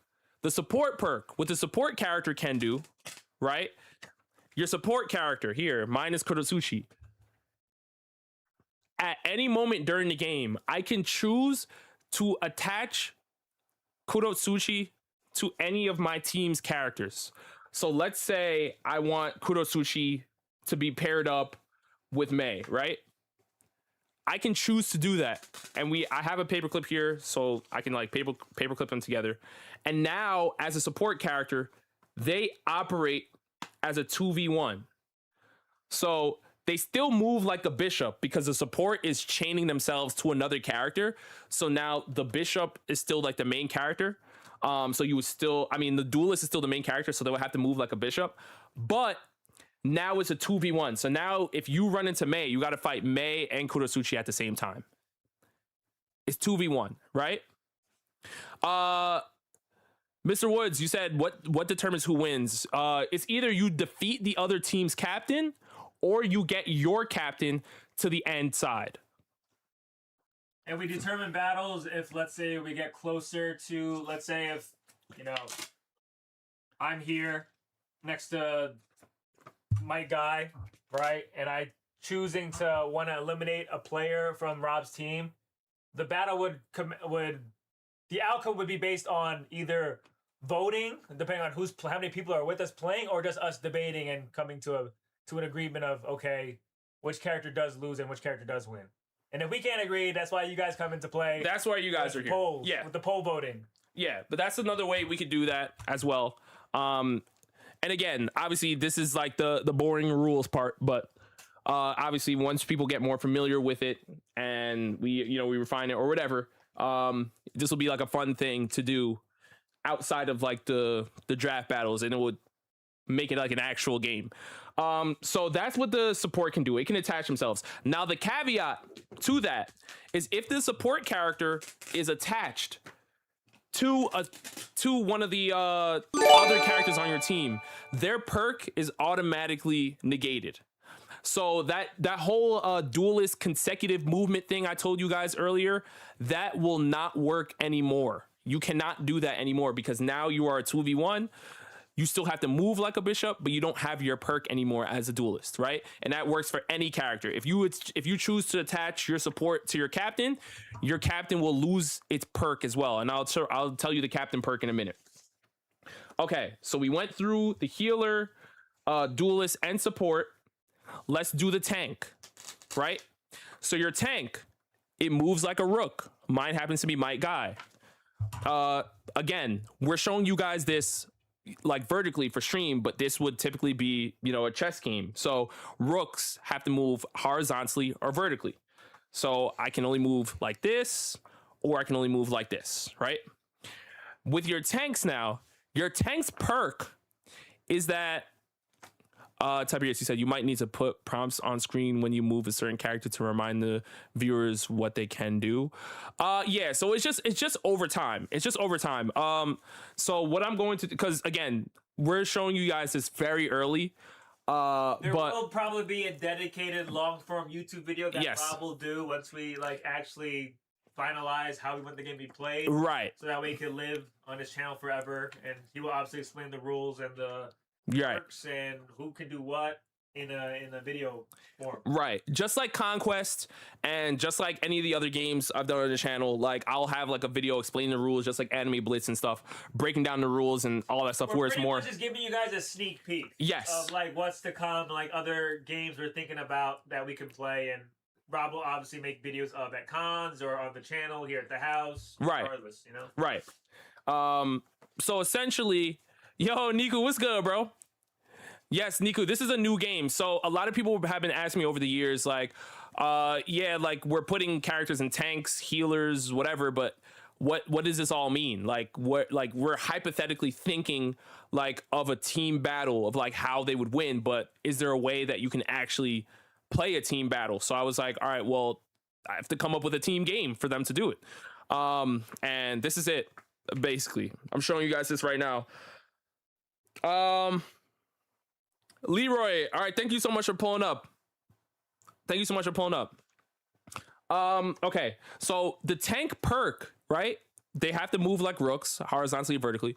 But their perk is that they must be defeated twice To be eliminated. to be eliminated. So if Hashirama, let's say Kumar has Hashirama and Hashirama attacks Might Guy and I lose the first one, right? I lose like the first debate between these two characters. Might Guy is still active on the board. He has 2 health bars because he's a tank. Right? Did we ever say where he goes after he loses after a tank loses a battle? Like, did they go back to their original placement, or I don't think we really said anything about that, right? Well, nah, I mean, we can have them go back to original placement, Right. which is patch notes, but Patch notes. patch notes. But essentially, yes, you have to defeat them twice. Now, your vice captain moves like a queen, so queens can pretty much move anywhere, any direction, essentially. Now, your vice captain, their perk is that whoever they defeat, it only can happen one time though. So it's up to your choice. But whoever your vice captain defeats, they are able to recruit them to your team. So I have Minato here, and let's say I defeat Katsuyu, right? And I'm like, you know what? I think I want to have Katsuyu on my team. Now I can add Katsuyu to my team, and we actually have other post-it notes over here that show that they're a recruited character on my team. Neeks, thank you so much for the super chat. Seriously, you said shout out Rob, Kumar, and the team for holding down the anime community. Much love from the Bay Area. Yeah. We gotta go to a con one of these days in North Cali for sure. But yeah, we appreciate the love. Yeah, thank you, Neeks. For real, man. Thank you so much. I got an uncle that lives in San Jose, by the way. Nico, you said the game board acts like chess. Essentially, yes. It's a fusion of chess, conquest, a little bit of Ludo here and there because it's like a dice roll that controls what your turns are, and then each role gets their own perks. So that's basically what I'm breaking down here. So your vice captain, if they defeat a character, they're able to recruit them, but you can only recruit one character from the opposing team. So it's your choice. So let's say as the vice captain, I have Minato here, and Minato packs up Konan, right? So you can pull Konan off the board, and then Minato packs up Sakumo, right? Now they're both gone. It's up to me whether I want to add Konan to my team or Sakumo to my team, essentially. But you only get one time to do it. Yes. You only get one time. So you got to pick that recruit character wisely. All right. And then lastly, Captain. yes. Lastly is your captain. Now your captain has a very important perk because, if they die, they're done, right? Game's over. Essentially, like we said, the objective of the game is either to defeat the other team's captain or get your captain all the way to the opposing side. Your captain does have a last resort perk though. And what that perk is they can choose, no matter where they are on the board at a time, they can choose to reform, basically fortify the team. So they can choose to stay here and reposition their team. But you see these 2 columns here, which are going to be 2 rows during chess. You cannot push your characters outside of this, right? They can only be if I'm repositioning, Yeah, if I'm repositioning my captain and I'm using my perk. So let's say my characters are all over the place, right? It's better if I show you guys than try to explain it. All right, so let's say my team looks like this, and Naruto's over here, right? Let's say I have Naruto cornered like this, and you have Naruto cornered like that. You have Madara and Hashirama and stuff like that. All right, and I'm like, damn, it's looking crazy. What I can do is I can say I'm using my captain perk. I want to refortify. I want to reposition my team. These 2 rows, I can reposition my team however I want. So I can even put Naruto here or whatever. And I could choose to do this, right? But here's the caveat, right? So I can literally choose to do this if I want to, right? But the caveat is, once you choose to do that, that's like a last resort type thing, right? You can't refortify or reposition like this. You have to put them with like the 2 rows closest to you. But the caveat is Naruto can now no longer move for the rest of the game. Naruto can't move for the rest of the game. So the best way to use, if you're using this, that means you are confident that you can find a way to defeat the enemy captain, right? Because now Naruto cannot move. That's only if you're confident that you can defeat the enemy captain. So that's why it's more of a last resort type of thing, because your captain's generally going to be one of your more powerful characters. So that's like a way to give them a way to kind of get out, and be the leader by reforming or repositioning the characters, but you won't be able to move after that. So if you choose not to do that, as a last resort move, obviously you don't have to do it. You're not an ordinary fella. Move around. You're not an ordinary fella. Wait, did I just miss I think I just missed an alert, but I don't know where it went. It's not popping up here. No, it did pop up, but I don't know where it went. Is what I'm saying.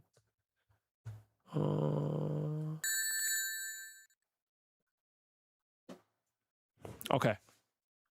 So you guys can see. Oh, now I'm seeing it. Izzy, thank you so much for the super chat. Seriously, thank you so much. You said this sounds fun, and I can't wait to see y'all play it.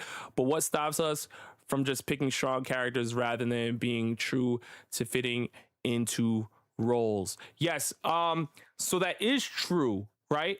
The issue with that is, again, draft battles are going to be kind of random.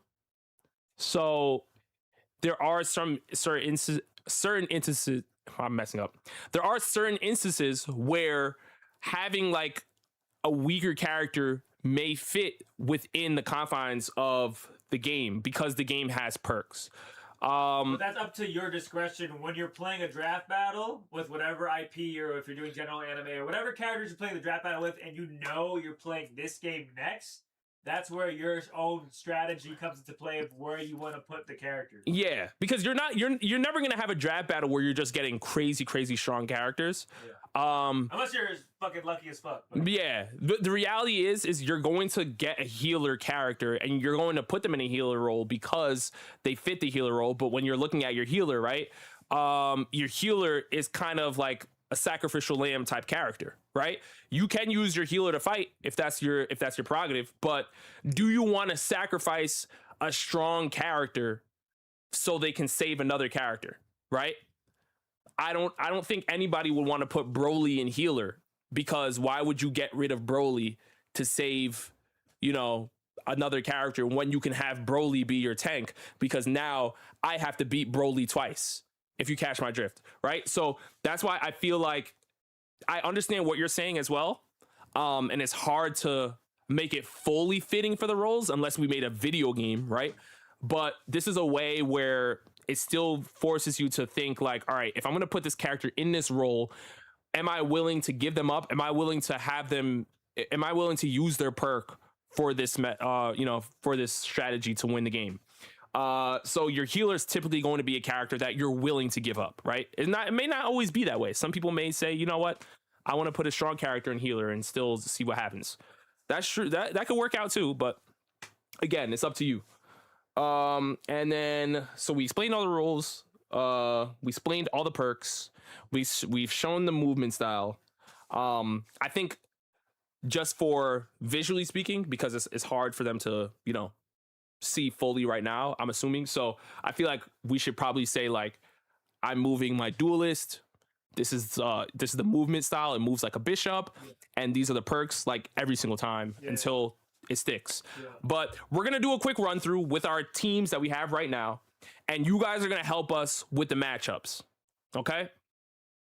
We're obviously gonna debate and do our thing, but you guys are gonna help us with the matchups. You guys may not see the dice roll though, but I will show you guys what it lands on, just so it's easier because I don't have another camera to show the roll. Oh, here we go. So Kumar's gonna roll this out. he's either gonna have 3 turns to move, 2 turns to move, or only 1 turn to move. All right, or like 1 space, 1 character. All right, you're gonna go first, All right. and I'll show them what you get. Or I'm gonna roll it. I'm gonna shoot it this way, and Rob will show what it lands on. okay, so Kumar gets 2 moves essentially. All right. So I'm gonna choose. Okay. Think I'm going to move Sakumo as a support, who moves like a pawn or a king. So it's just A like king. So one. only 1 space regardless. Yes. So your support, and that's another thing I should have said too, but I it's assumed. Your king, a king in chess can only move 1 space. It can move any direction, but only 1 space. So the support and the captain are limited to moving only 1 space, and then everything else after. Oh wait, hold on. I put my tank here, boys. Is Sasori your tank? Yeah. Okay, go ahead. Well, I moved. I rolled a 2. I'm gonna move Sakumo 1 space forward. That's 1 movement turn, and then my second one, I think I'm gonna move Sasori up 1 as well. All right. Go ahead. All right, so there we go. I'm gonna put the mic like right here so it's easier. All right, so there we go. All right, so those are his 2 moves. I'm gonna roll mine out right now. He rolled a 3. I rolled a 3, right? So now I have 3. I have 3 spaces I can move, right? What will I choose? What will I choose?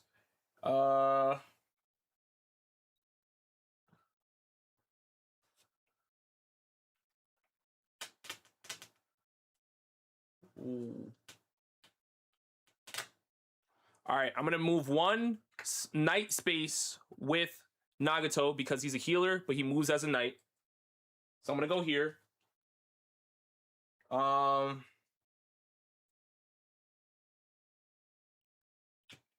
And then as a rook, a tank, my guy, I have 2 more spaces I can move. I'm gonna move here with my guy, and then I'll end my turn.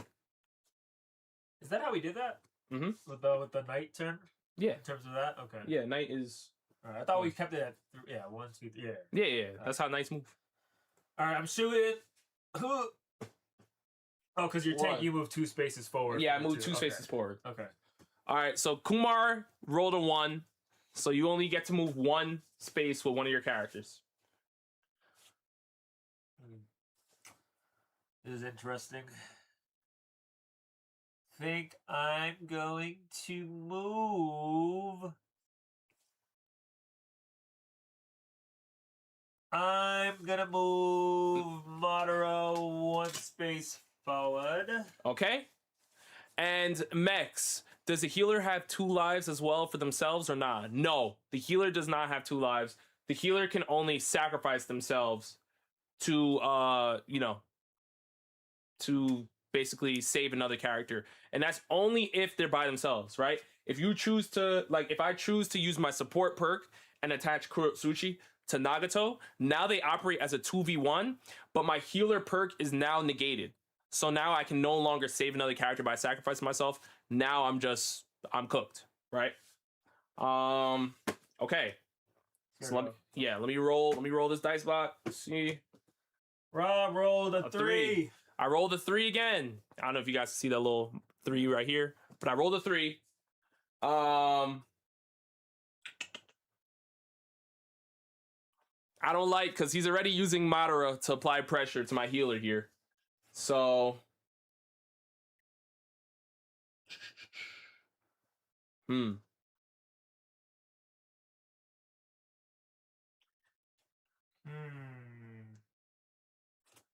I'm going to do 1, 2. I'm going to use 2 of my moves to attack Sasori so we can have this conversation, Might Guy versus Sasori.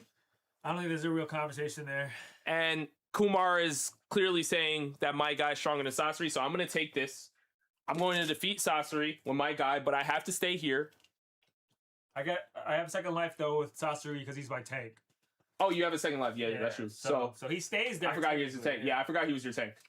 But Sasori's a tank, so he gets to stay here. I forgot he was your tank. Yeah. And then, what I can do is For your third move? Hmm? For your third move? Why did you want to move my guy all the way here? But is this like a roadblock because I have a second life? Like you can't just blow through to the other side? yeah. Well, what we can do, we can either have them stay on the same spot by paperclip Or switch? or switch. But I kind of like it where because you're still attacking, but since you have 2 lives, you Right. stay in the Yeah, previous one. Yeah. But it's still 2 turns because you're using 2 turns to attack. Right. So I think this is the way we do it. And then I have one more move here, and what will I use it for?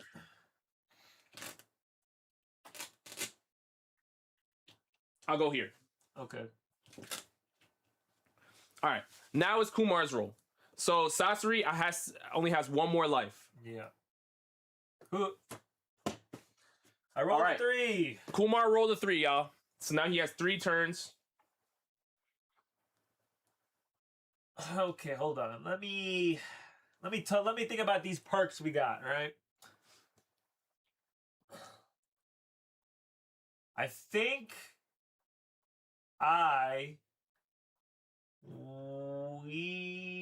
I want to combine. I think I want to use my support perk, Okay. and I think I want to attach Sakumo. Mm-hmm. Shit. What do I want to attach Sakumo to? Mech said, if a duelist kills a tank, could they kill them twice? Yes. Ooh, that's a good. Yes, Mex. Yes. If a duelist kills a tank, they could fight them twice. Yes. Damn, I don't know. I think I want to attach Sakumo because he is strong by himself, but I think I want to boost one of my other weaker characters to give them more of a fighting chance for a 2v1 situation. I'm not confident. It's a conversation, but I'm not confident in the 2v1 of Sasori and Sakumo versus my guy if Rob chooses to attack Sasori again. He might just be a lost cause for me at this point, to be honest. So I think I'm gonna take Sakumo and give him back up to Konan. So it's a 2v1 for Konan in any situation she's in. All right. So you're going to attach those 2 characters. But now that I did that, Konan as my duelist can no longer do The consecutive turn attacks. Yeah. With that being said. Konan loses the duelist perk, but now Konan and Sakumo Will always operate be in a 2v1 they situation. operate together in a 2v1. Yes. Did we say if we do a perk, is that count as a turn or no? No. Okay. All right, so I still have 3 moves to go. I'm gonna... And the support loses its movement style, and it goes to the movement style of the duelist. Yeah, it goes to the movement style of the whoever attached duelist. to? Yeah, whatever the support attaches to, it goes to their movement style. Yeah. Interesting. Okay, I'm going to... This is what I'm gonna do. I'm gonna... move Sasori backwards to live for 1 more turn. So that's my 1. I got 2 more turns. I'm gonna move my Konan. 2 or 1? 2 or 1? I think 1. I want to see what you do. Okay, 1, and then you still have 1 more. And then I still have 1 more. Is that always gonna land? Okay, there we go. And then, what do I want to do? I think I'm gonna move. Mech said, are all perks only use 1, or can you reuse some? You can only use 1 perk per game. Depending on what the perk is. Like a duelist perk will always have that consecutive attack unless they die. Yeah. Or they get attached with a support character. Yo, Izzy, you're cooking on that. He said a good strategy here is waiting until your tank loses once and then attaching your support to them. That way you lose no perks. That is smart. W Izzy on that. I'm just not if I had a stronger character, I was thinking about that, Izzy, but I don't think Sasori, even with the Sakumo support, is really gonna be doing much. I think Conan is stronger than Sasori, so that's why I want to give her more of a fighting chance compared to because Rob got Hio on his team, obviously. I have one more turn, right? Yeah. Yeah, one more. Fuck, I don't know what I want to do. You know what? I'm gonna move Katsuya down one. And Okay. that's my 3 turns used. Wait, no. Katsu's a healer. Oh wait, she's a healer. You She have can to only move- use in a yeah. Yeah, you have to use Katsu like a knight. Mm-hmm. This is oh wait, like a knight, right? Yeah. So I'm gonna go this way. All right? Does that count? Yeah. Yeah. So I'm gonna move Katsuya there for the L shape knight. The knight movement in chess is an L shape. Yeah. Okay. So that ends your turn. That Yeah. concludes your turn. All right. I got 2. So I can move 2 spaces. Naruto's gonna be on the move for me. Naruto's gonna move 1 here because I can only really move him 1. And then I'm going to move my guy this way. Interesting. All right. Here you go. Thought you were gonna have a conversation there. I thought about it. It's a but- convo. 2. 2? Kumar rolled a 2.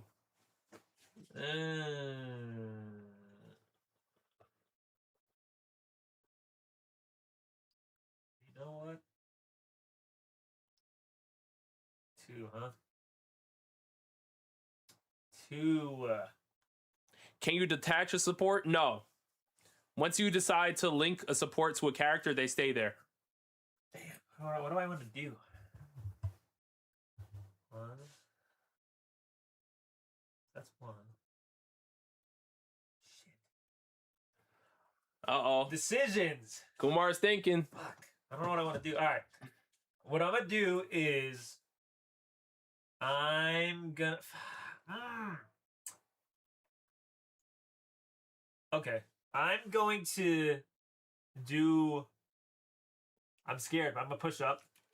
I'm gonna push up in the elf shape Nice. with Katsuya for Y1. Okay. Then because I rolled a 3, right? You rolled a 2. Fuck. I don't know if I did that. You rolled a 2, my brother. Damn. So you got 1 more move. Show me your moves. Fuck. I shouldn't have done that. I thought I had 3.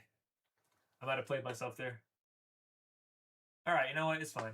I'm gonna move. Shit. You know what? Let's push up. I'm gonna move Hashirama up. Okay. Okay. Hashirama's on the move. Here we go. 2. 2.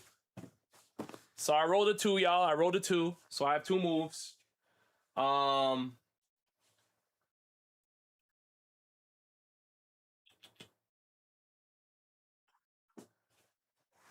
Straight up. Uh-oh. Oh, actually, I'm gonna move 2 here with Minato, with my vice captain, and attack Katsu. Get rid of your healer. Is that the conversation? Is that Is that the Is that an conversation? easy conversation, chat? We know Minato is stronger than Katsu, man. Rob, did you watch Lupin the Third? If not, tap in because it's more underrated and peak than Love Weki, and I watch both. There's so many different Lupin the Thirds, man. I'm not gonna lie. But I used to watch like some old school versions of Lupin the Third, but I have not seen Lupin the Third in a very, very long time. Hold on, chat. What do you say, Kumar? Stop. Because you were saying Yeah. Katsu. So now I defeated Damn. Katsu. That's why I'm kicking myself in the ass because I thought I had 3 and I would have been able to cover that, but I didn't have enough movement. Next, maybe one day, bro. Fuck. Maybe one day. That'll be My awesome. healer's gone. Okay, now it's your go. Yeah. All right.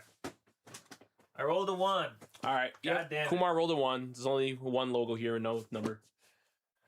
All right. So what you doing? I'm scared.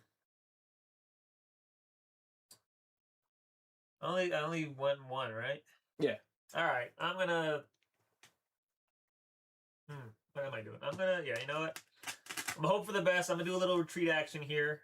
Oh, he's running. I'm gonna do a little retreat action. See what his role is. All right. 3. Oh God. I have a 3. All right, here we go.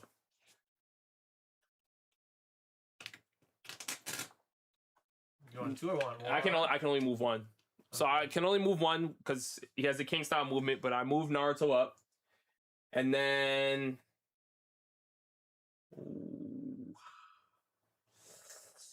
Ah, man.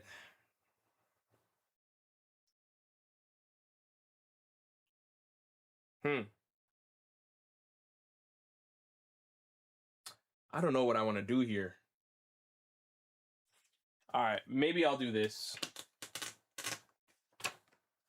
My guy 2. Okay. And I'll stay. Yeah. Your go. Yeah. Damn. 1. All right, Kumar, roll the 1. My rolls are not hitting. I can't get past the 1, which is hurting me. Because I want to try to get rid of some of these cards.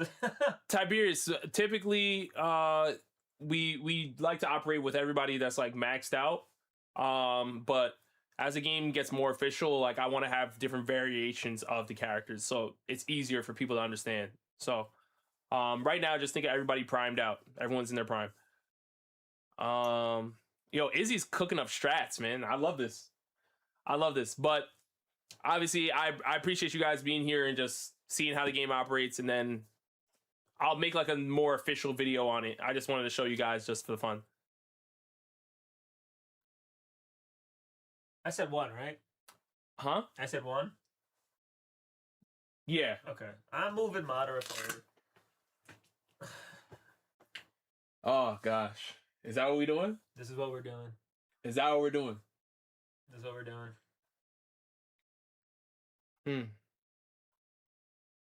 Okay. That's a bet. That's a bet. Here we go. Okay. I rolled a 2.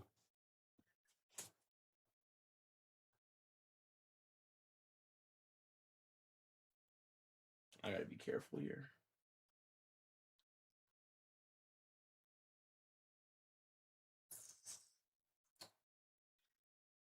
I gotta be careful.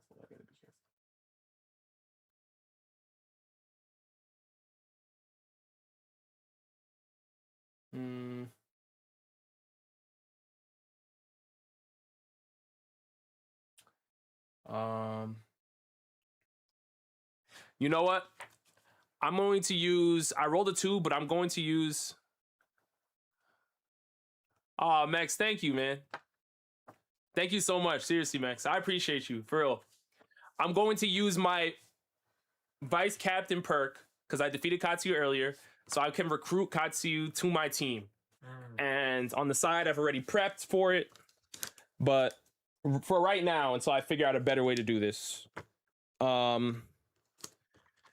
So Kumar had the pink healer. I switched it now to my team's color. Huh? Put it like behind, like stick it behind the card. Behind the card? The pink one, like behind, like the actual card behind it, like literally like behind, but the Velcro side. Stick it to the Velcro side. Oh. Have it like poke out from like the side, so that way people can tell like it was mine. Oh, like this, like this. Okay, I see what you mean now. Yeah. Okay. So initially it was his healer. I stole the healer. Now it's on my team. But as you guys see, I have like a little R here. And we were using the R symbol just to let him know that this character has been recruited to the other team, essentially. But there might be a better way to do it going forward. And again, if you decide to recruit a character, you can place them anywhere on the board within the 2 rows that are closest to you. The 2 rows. Yep, that you start on.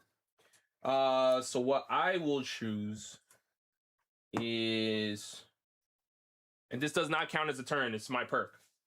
Where should I place him? Where should I place him?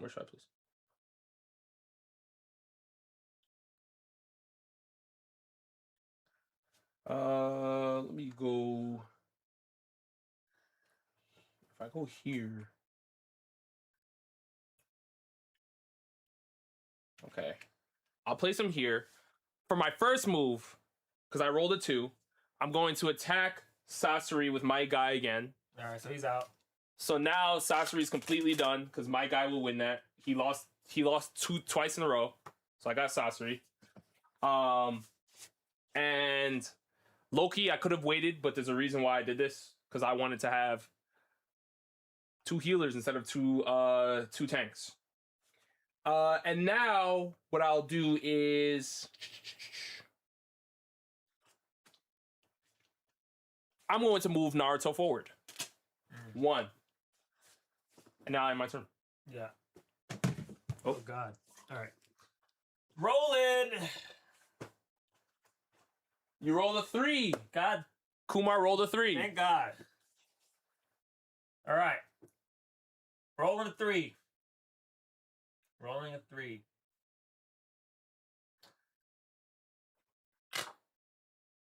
One. This is 1. Put Yeah. Ashurama there. We can have that conversation if he wants to have that conversation. We absolutely can. I'm gonna use Madara, and I'm gonna attack Nagato actually, because I think Madara beats Nagato. 10 tails, Madara. Wait, which turn? How many? This is my 2. This is my second turn. This is your second one? Gosh.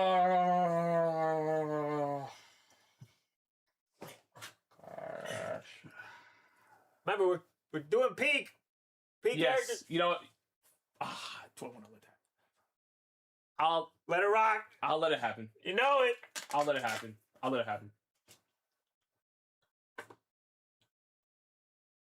Oh, he's a healer, right? Yeah. I'm gonna do what Rob just did. Yeah. So I'm Kumar's recruiting Nagato to my team. recruiting. Give me him, because I lost the healer. We I know. essentially exchanged Well, healers. we exchange healers. Yeah, we exchange healers. I could have saved him. But you are in a pretty good position. I could have saved him because I was setting myself up to have 2 healers, but I didn't want to save him. If you catch my drift, there's another character I wanted to save even more. So it's all right. Put Nagato here. No. I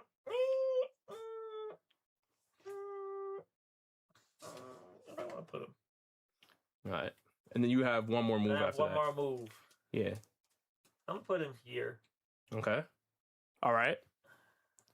I don't know if this is the right move. This is not Conquest Snare. This is a new game for the draft battles. Right now, the name of it is called Raid. I don't know if I'm set on it, but we'll see.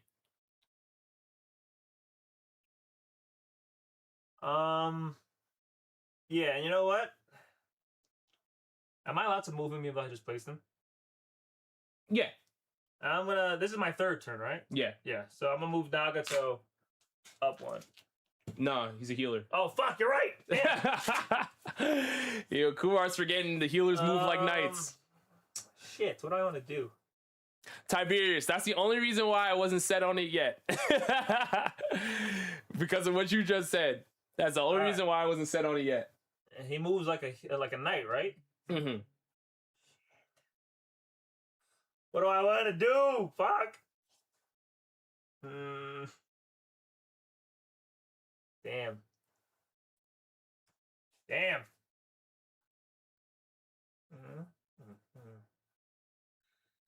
Oh, man.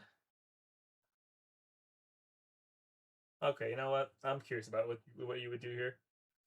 I'm going to move Nagato in a knight formation this way. Oh, okay. So you moving Nagato over there. Yeah. Feel you. Yeah.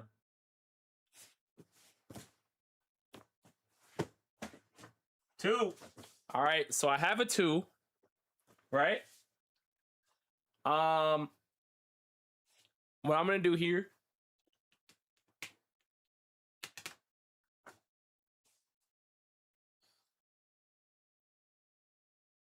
I'm gonna move Naruto Oh, down. fuck. That's fine. What's the problem? No, don't worry about it. Huh? It's good. It's good. It's good? It's good. Okay. It's good.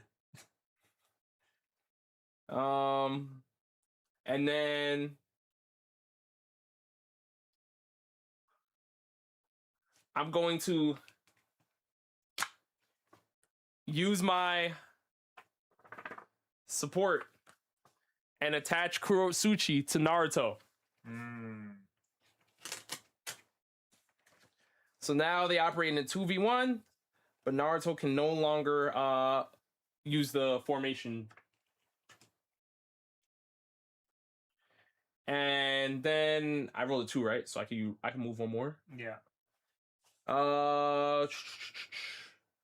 Low key, honestly, high key. Minato versus, should I do Minato versus Nagato? It's a combo. Ooh, It's definitely a combo. It's nasty. That is an interesting conversation though, for real. Minato versus Nagato. Okay, so now this is a conversation where I'm challenging with my last move. With my last movement here, my turn. I'm going to challenge my vice captain Minato versus his healer Nagato, and we can have the conversation. For me, like I said earlier on, because Tiberius asked me, we use a lot of characters in their prime for now. Later on, when the game's more refined, I definitely want to use characters in their forms. You know, that's something we're working on. But for right now, just as we have it, characters in their peaks. I do think Nagato is a beast. Obviously, he does have the Rinnegan. I just think that if we look at Minato's most powerful form, which is him in KCM, right? Kurama Chakra mode, and what he was doing in the 4th Great Ninja War while he was reanimated, I think that Minato is very, very powerful in that mode. I believe that he's faster. I believe that he has more access to, he has bigger chakra reserves than Nagato, which is crazy to say because Nagato is, you know, he has a Rinnegan. But I'm going with the yellow flash on that. But let's see what you guys think. Himi said not Minato bodies. Izzy said Minato at his peak is winning that. Yeah. Unsmokable said Nagato wins if he gets all pains. Max, you said if a player is getting bodied and they basically lost, can they resign like in chess, or do they have to play the whole game? They can forfeit. Yeah, you can choose to forfeit. Nico, you said Minato is just more genius and his speed feats are absurd. Tiberius said he can steal as well. Minato got that. Hold on, Schneer. So more people are saying Minato. I would give you Minato. And you, all right. Yeah. So I'm going to, and I made this move because Kumar has a healer and I want to prevent him from having any access to, you know, sacrifice his healer to keep chugging along. So here we go. Was that your last move? Yeah, because those are my two. You said, bro, Nagato is part of the Uzumaki clan, knows to have the biggest chakra reserves. Absolutely. But Minato literally has, he's a Nine-Tailed Jinchuriki. Oh, all right. Sparks Sid says everybody's wrong. Nagato bodies. I mean, right now it's like 6-2, but that's why I'm opening the floor to the chat. These are the combos we have. All right, so your go. All right. This is essentially my last roll if I don't do more than a 1. In my eyes, for the way I have how this is playing out for me. Hopefully I roll at least a 2 or a 3. Otherwise, this is an L. Fuck. Is that a 2? It's a 1. Fuck! Kumar rolled a 1. Ladies and gents. Man.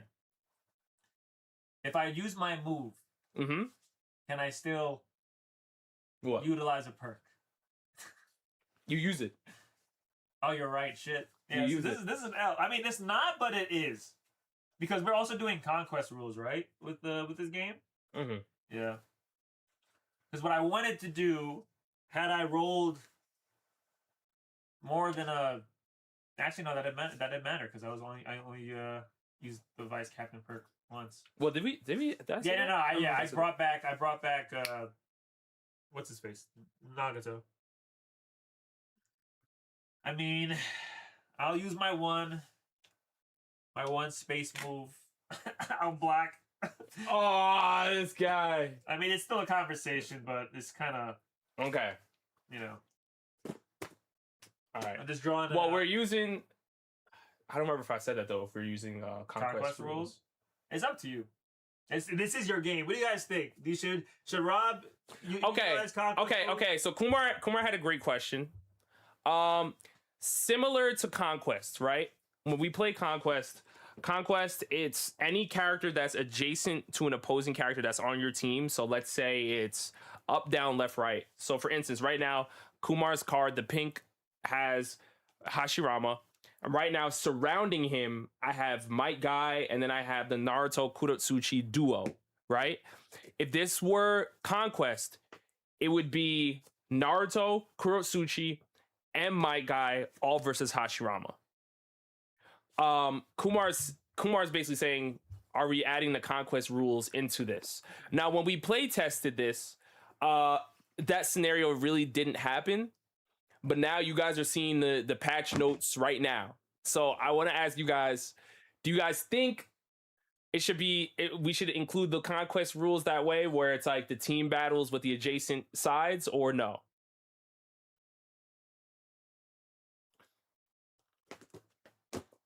Because I think it's a cool way to do team battles. If you have let's say you do a draft battle with somebody and you have a weaker team, you can still contend if you're able to do the Conquest rules. You know?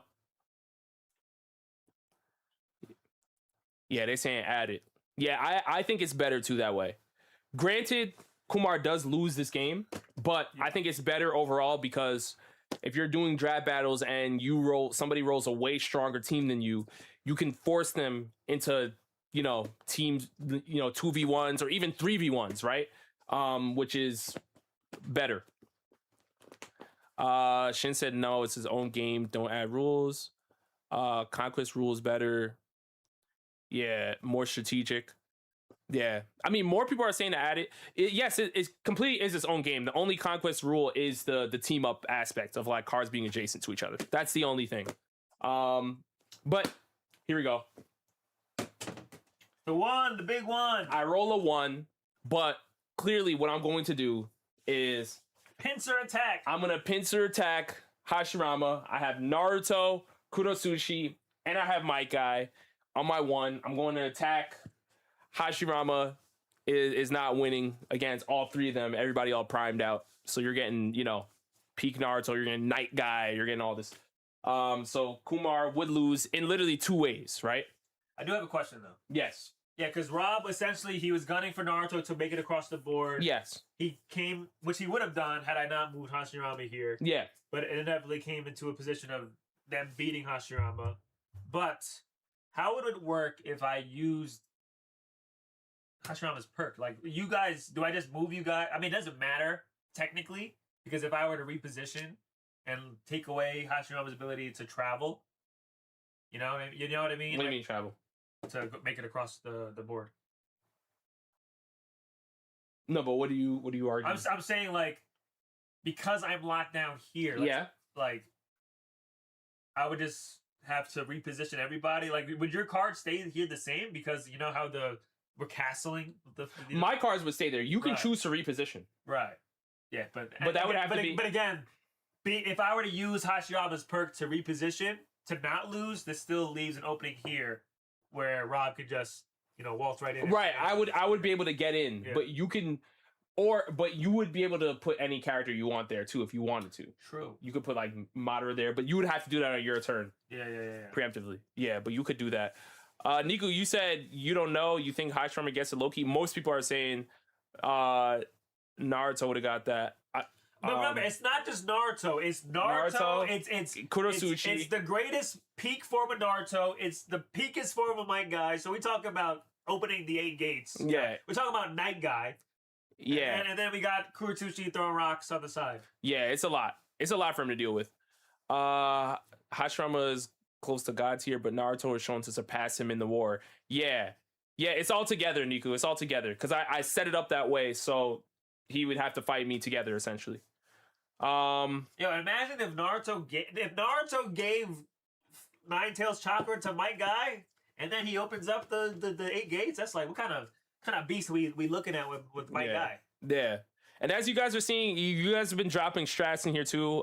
Somebody even said Kumar should have moved Madara to the column where my guy is. Yeah. Which you could have done that too. So like you said, there's a lot of strategy in this game. Obviously, I recommend if you play this game to have a third party, because if it's just him and I debating each other, at some point somebody will have to concede.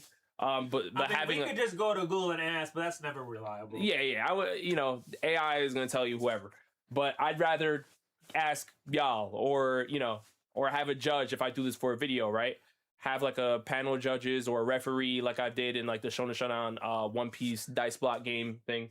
So, guys, this is what essentially has been being worked on. So, as you guys can see, I won that one. I was able to get my captain to the end and defeat the enemy captain. So those are the 2 ways you can win.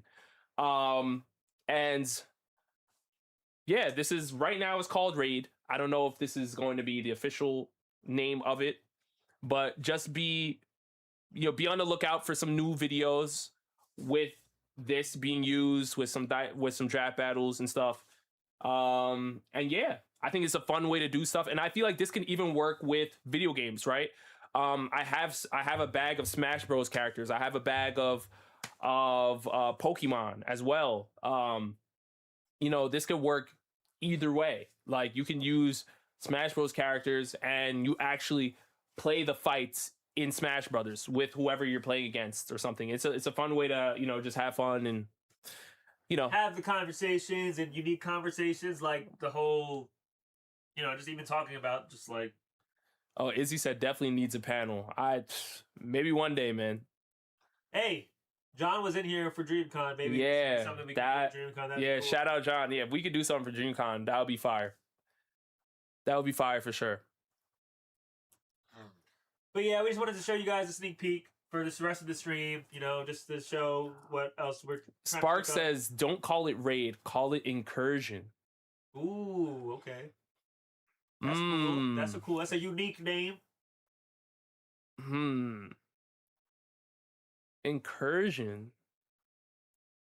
Raid Shonen Legends. Raid Shadow Legends.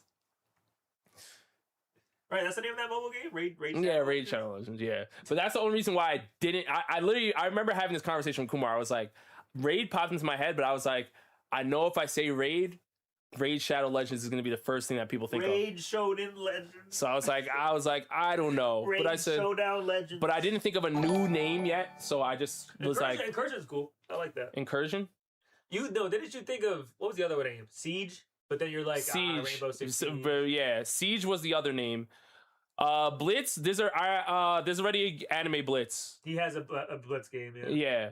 There already is a game called Anime Blitz. We haven't played that in a very long time, by the way. Yeah. I know I owe you guys some Conquest videos. I owe you guys some Blitz videos. I know. Uh-huh. But this is just something that actually there's a game, and I'm really excited about this because I'm like, now there's something that people can actually compete in from the draft battle. So it's like, not only like, yes, you may draw a stronger team in a draft battle, but can you strategically win Raid or Incursion or whatever the name is going to be? How many that's the times next did step. we make a Blitz video? You only did it at one time? We only did it one time. I'll throw that in the link if you guys are curious about Rob's anime Blitz video. I just linked it. Hoodie said anime intrusion. Intrusion? Yeah. So there's so many I words for.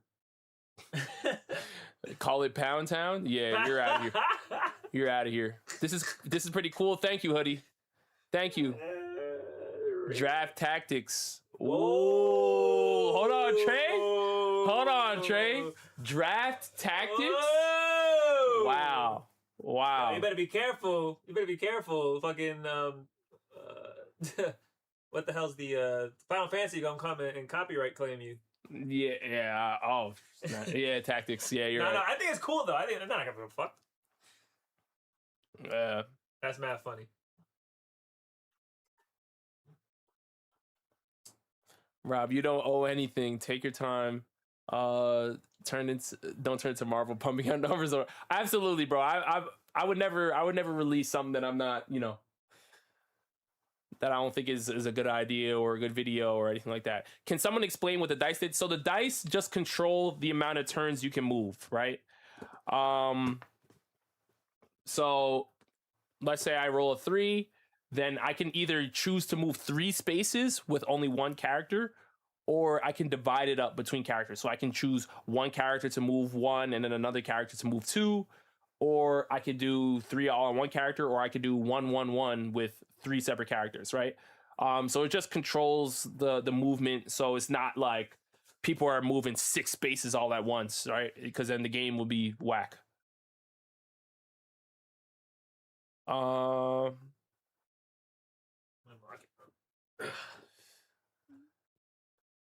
Mooney Bear said this is a cool concept.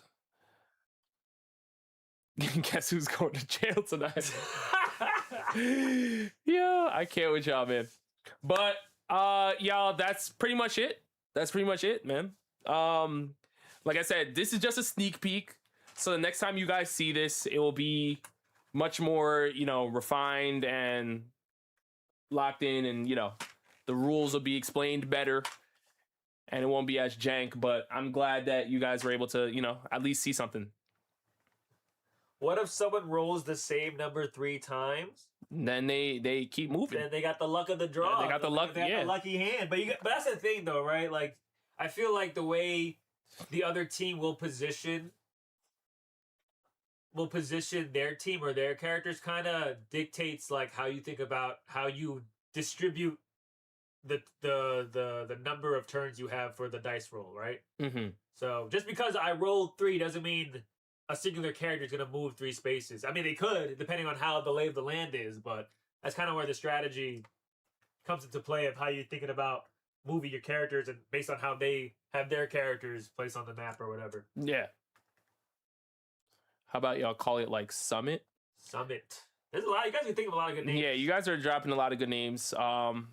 Why don't you make a video game from this too? I wish I could. I don't own any of these IPs, y'all. No IPs. We can't make shit officially unless we get a license. Yeah.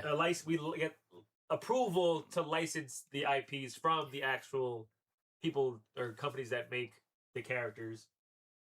You know? But who knows? Fingers crossed, right? Yeah. Kumite? Ooh. Kumite's cool.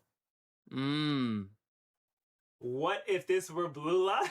I don't know.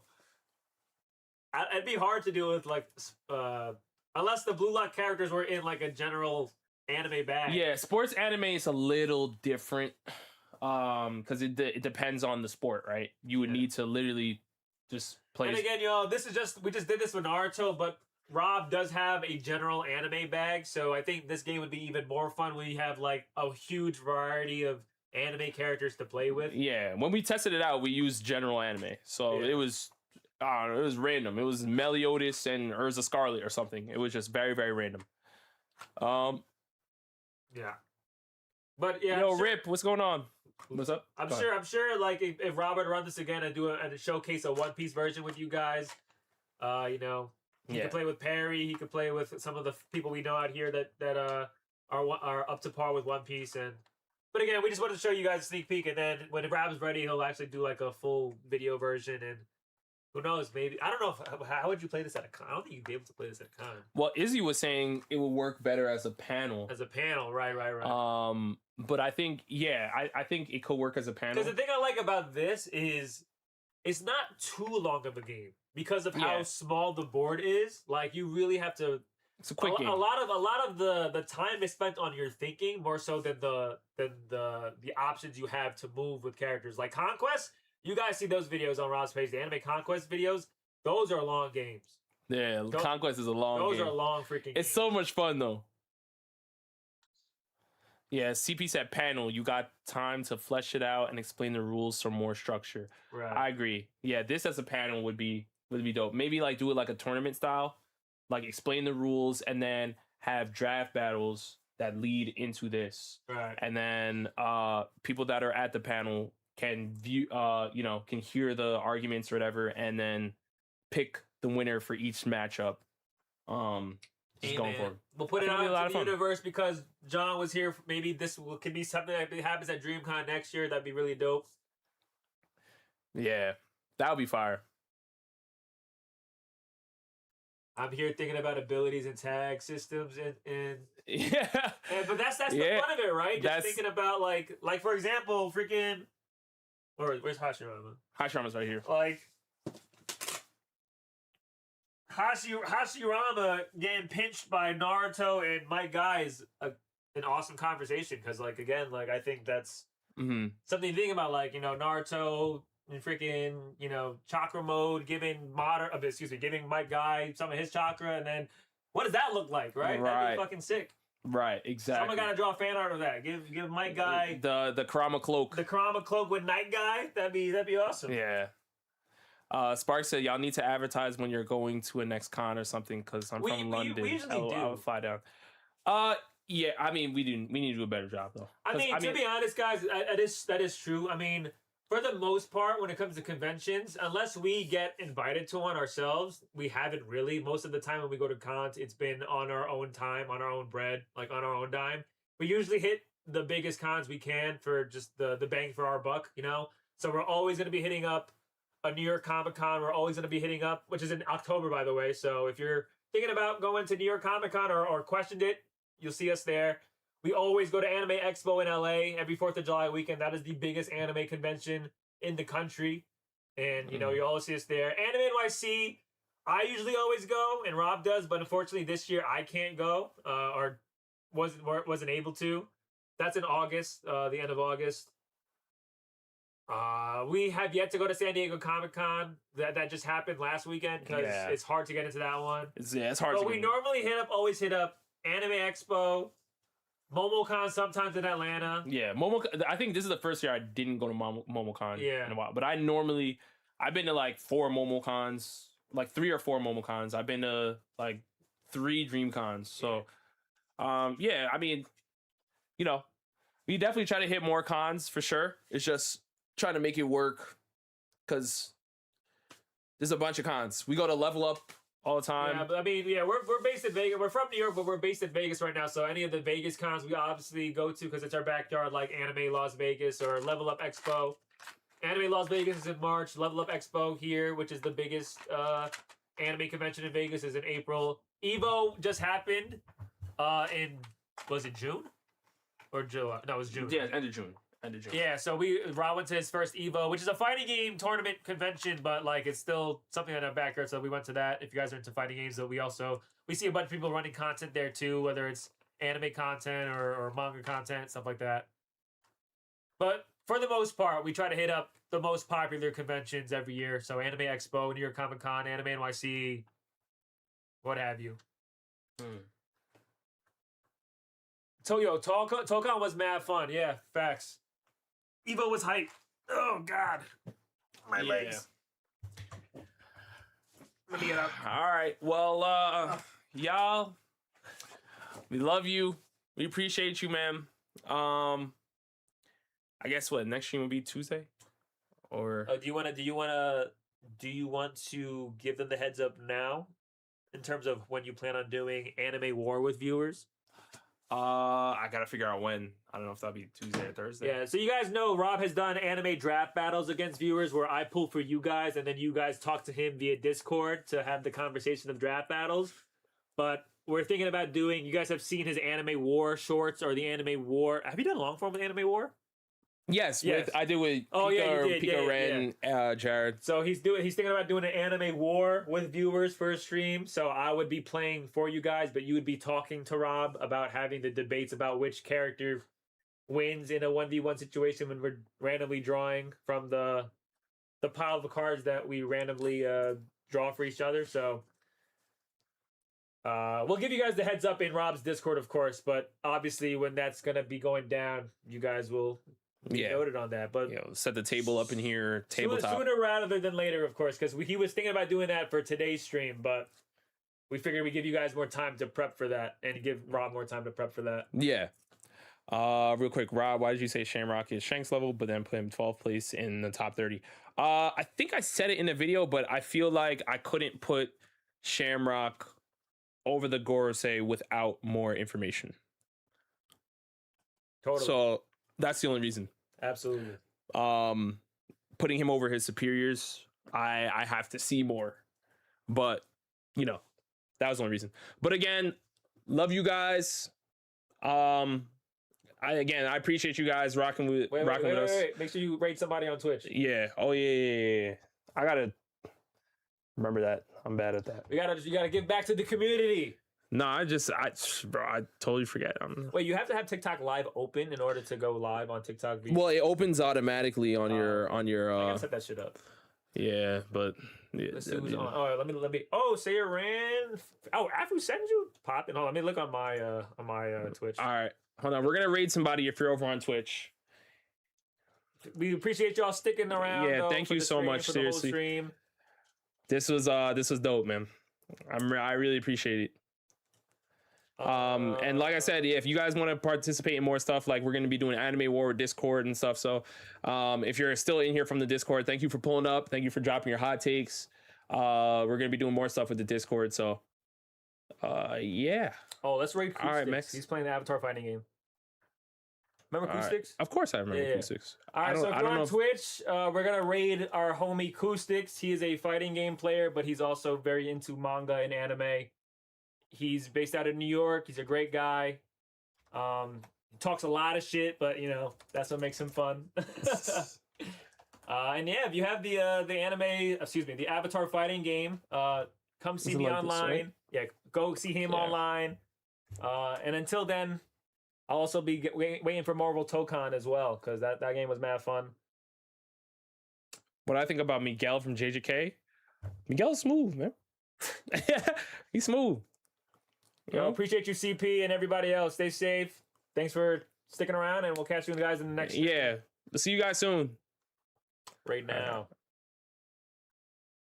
Peace out, y'all. Deuces. Love y'all.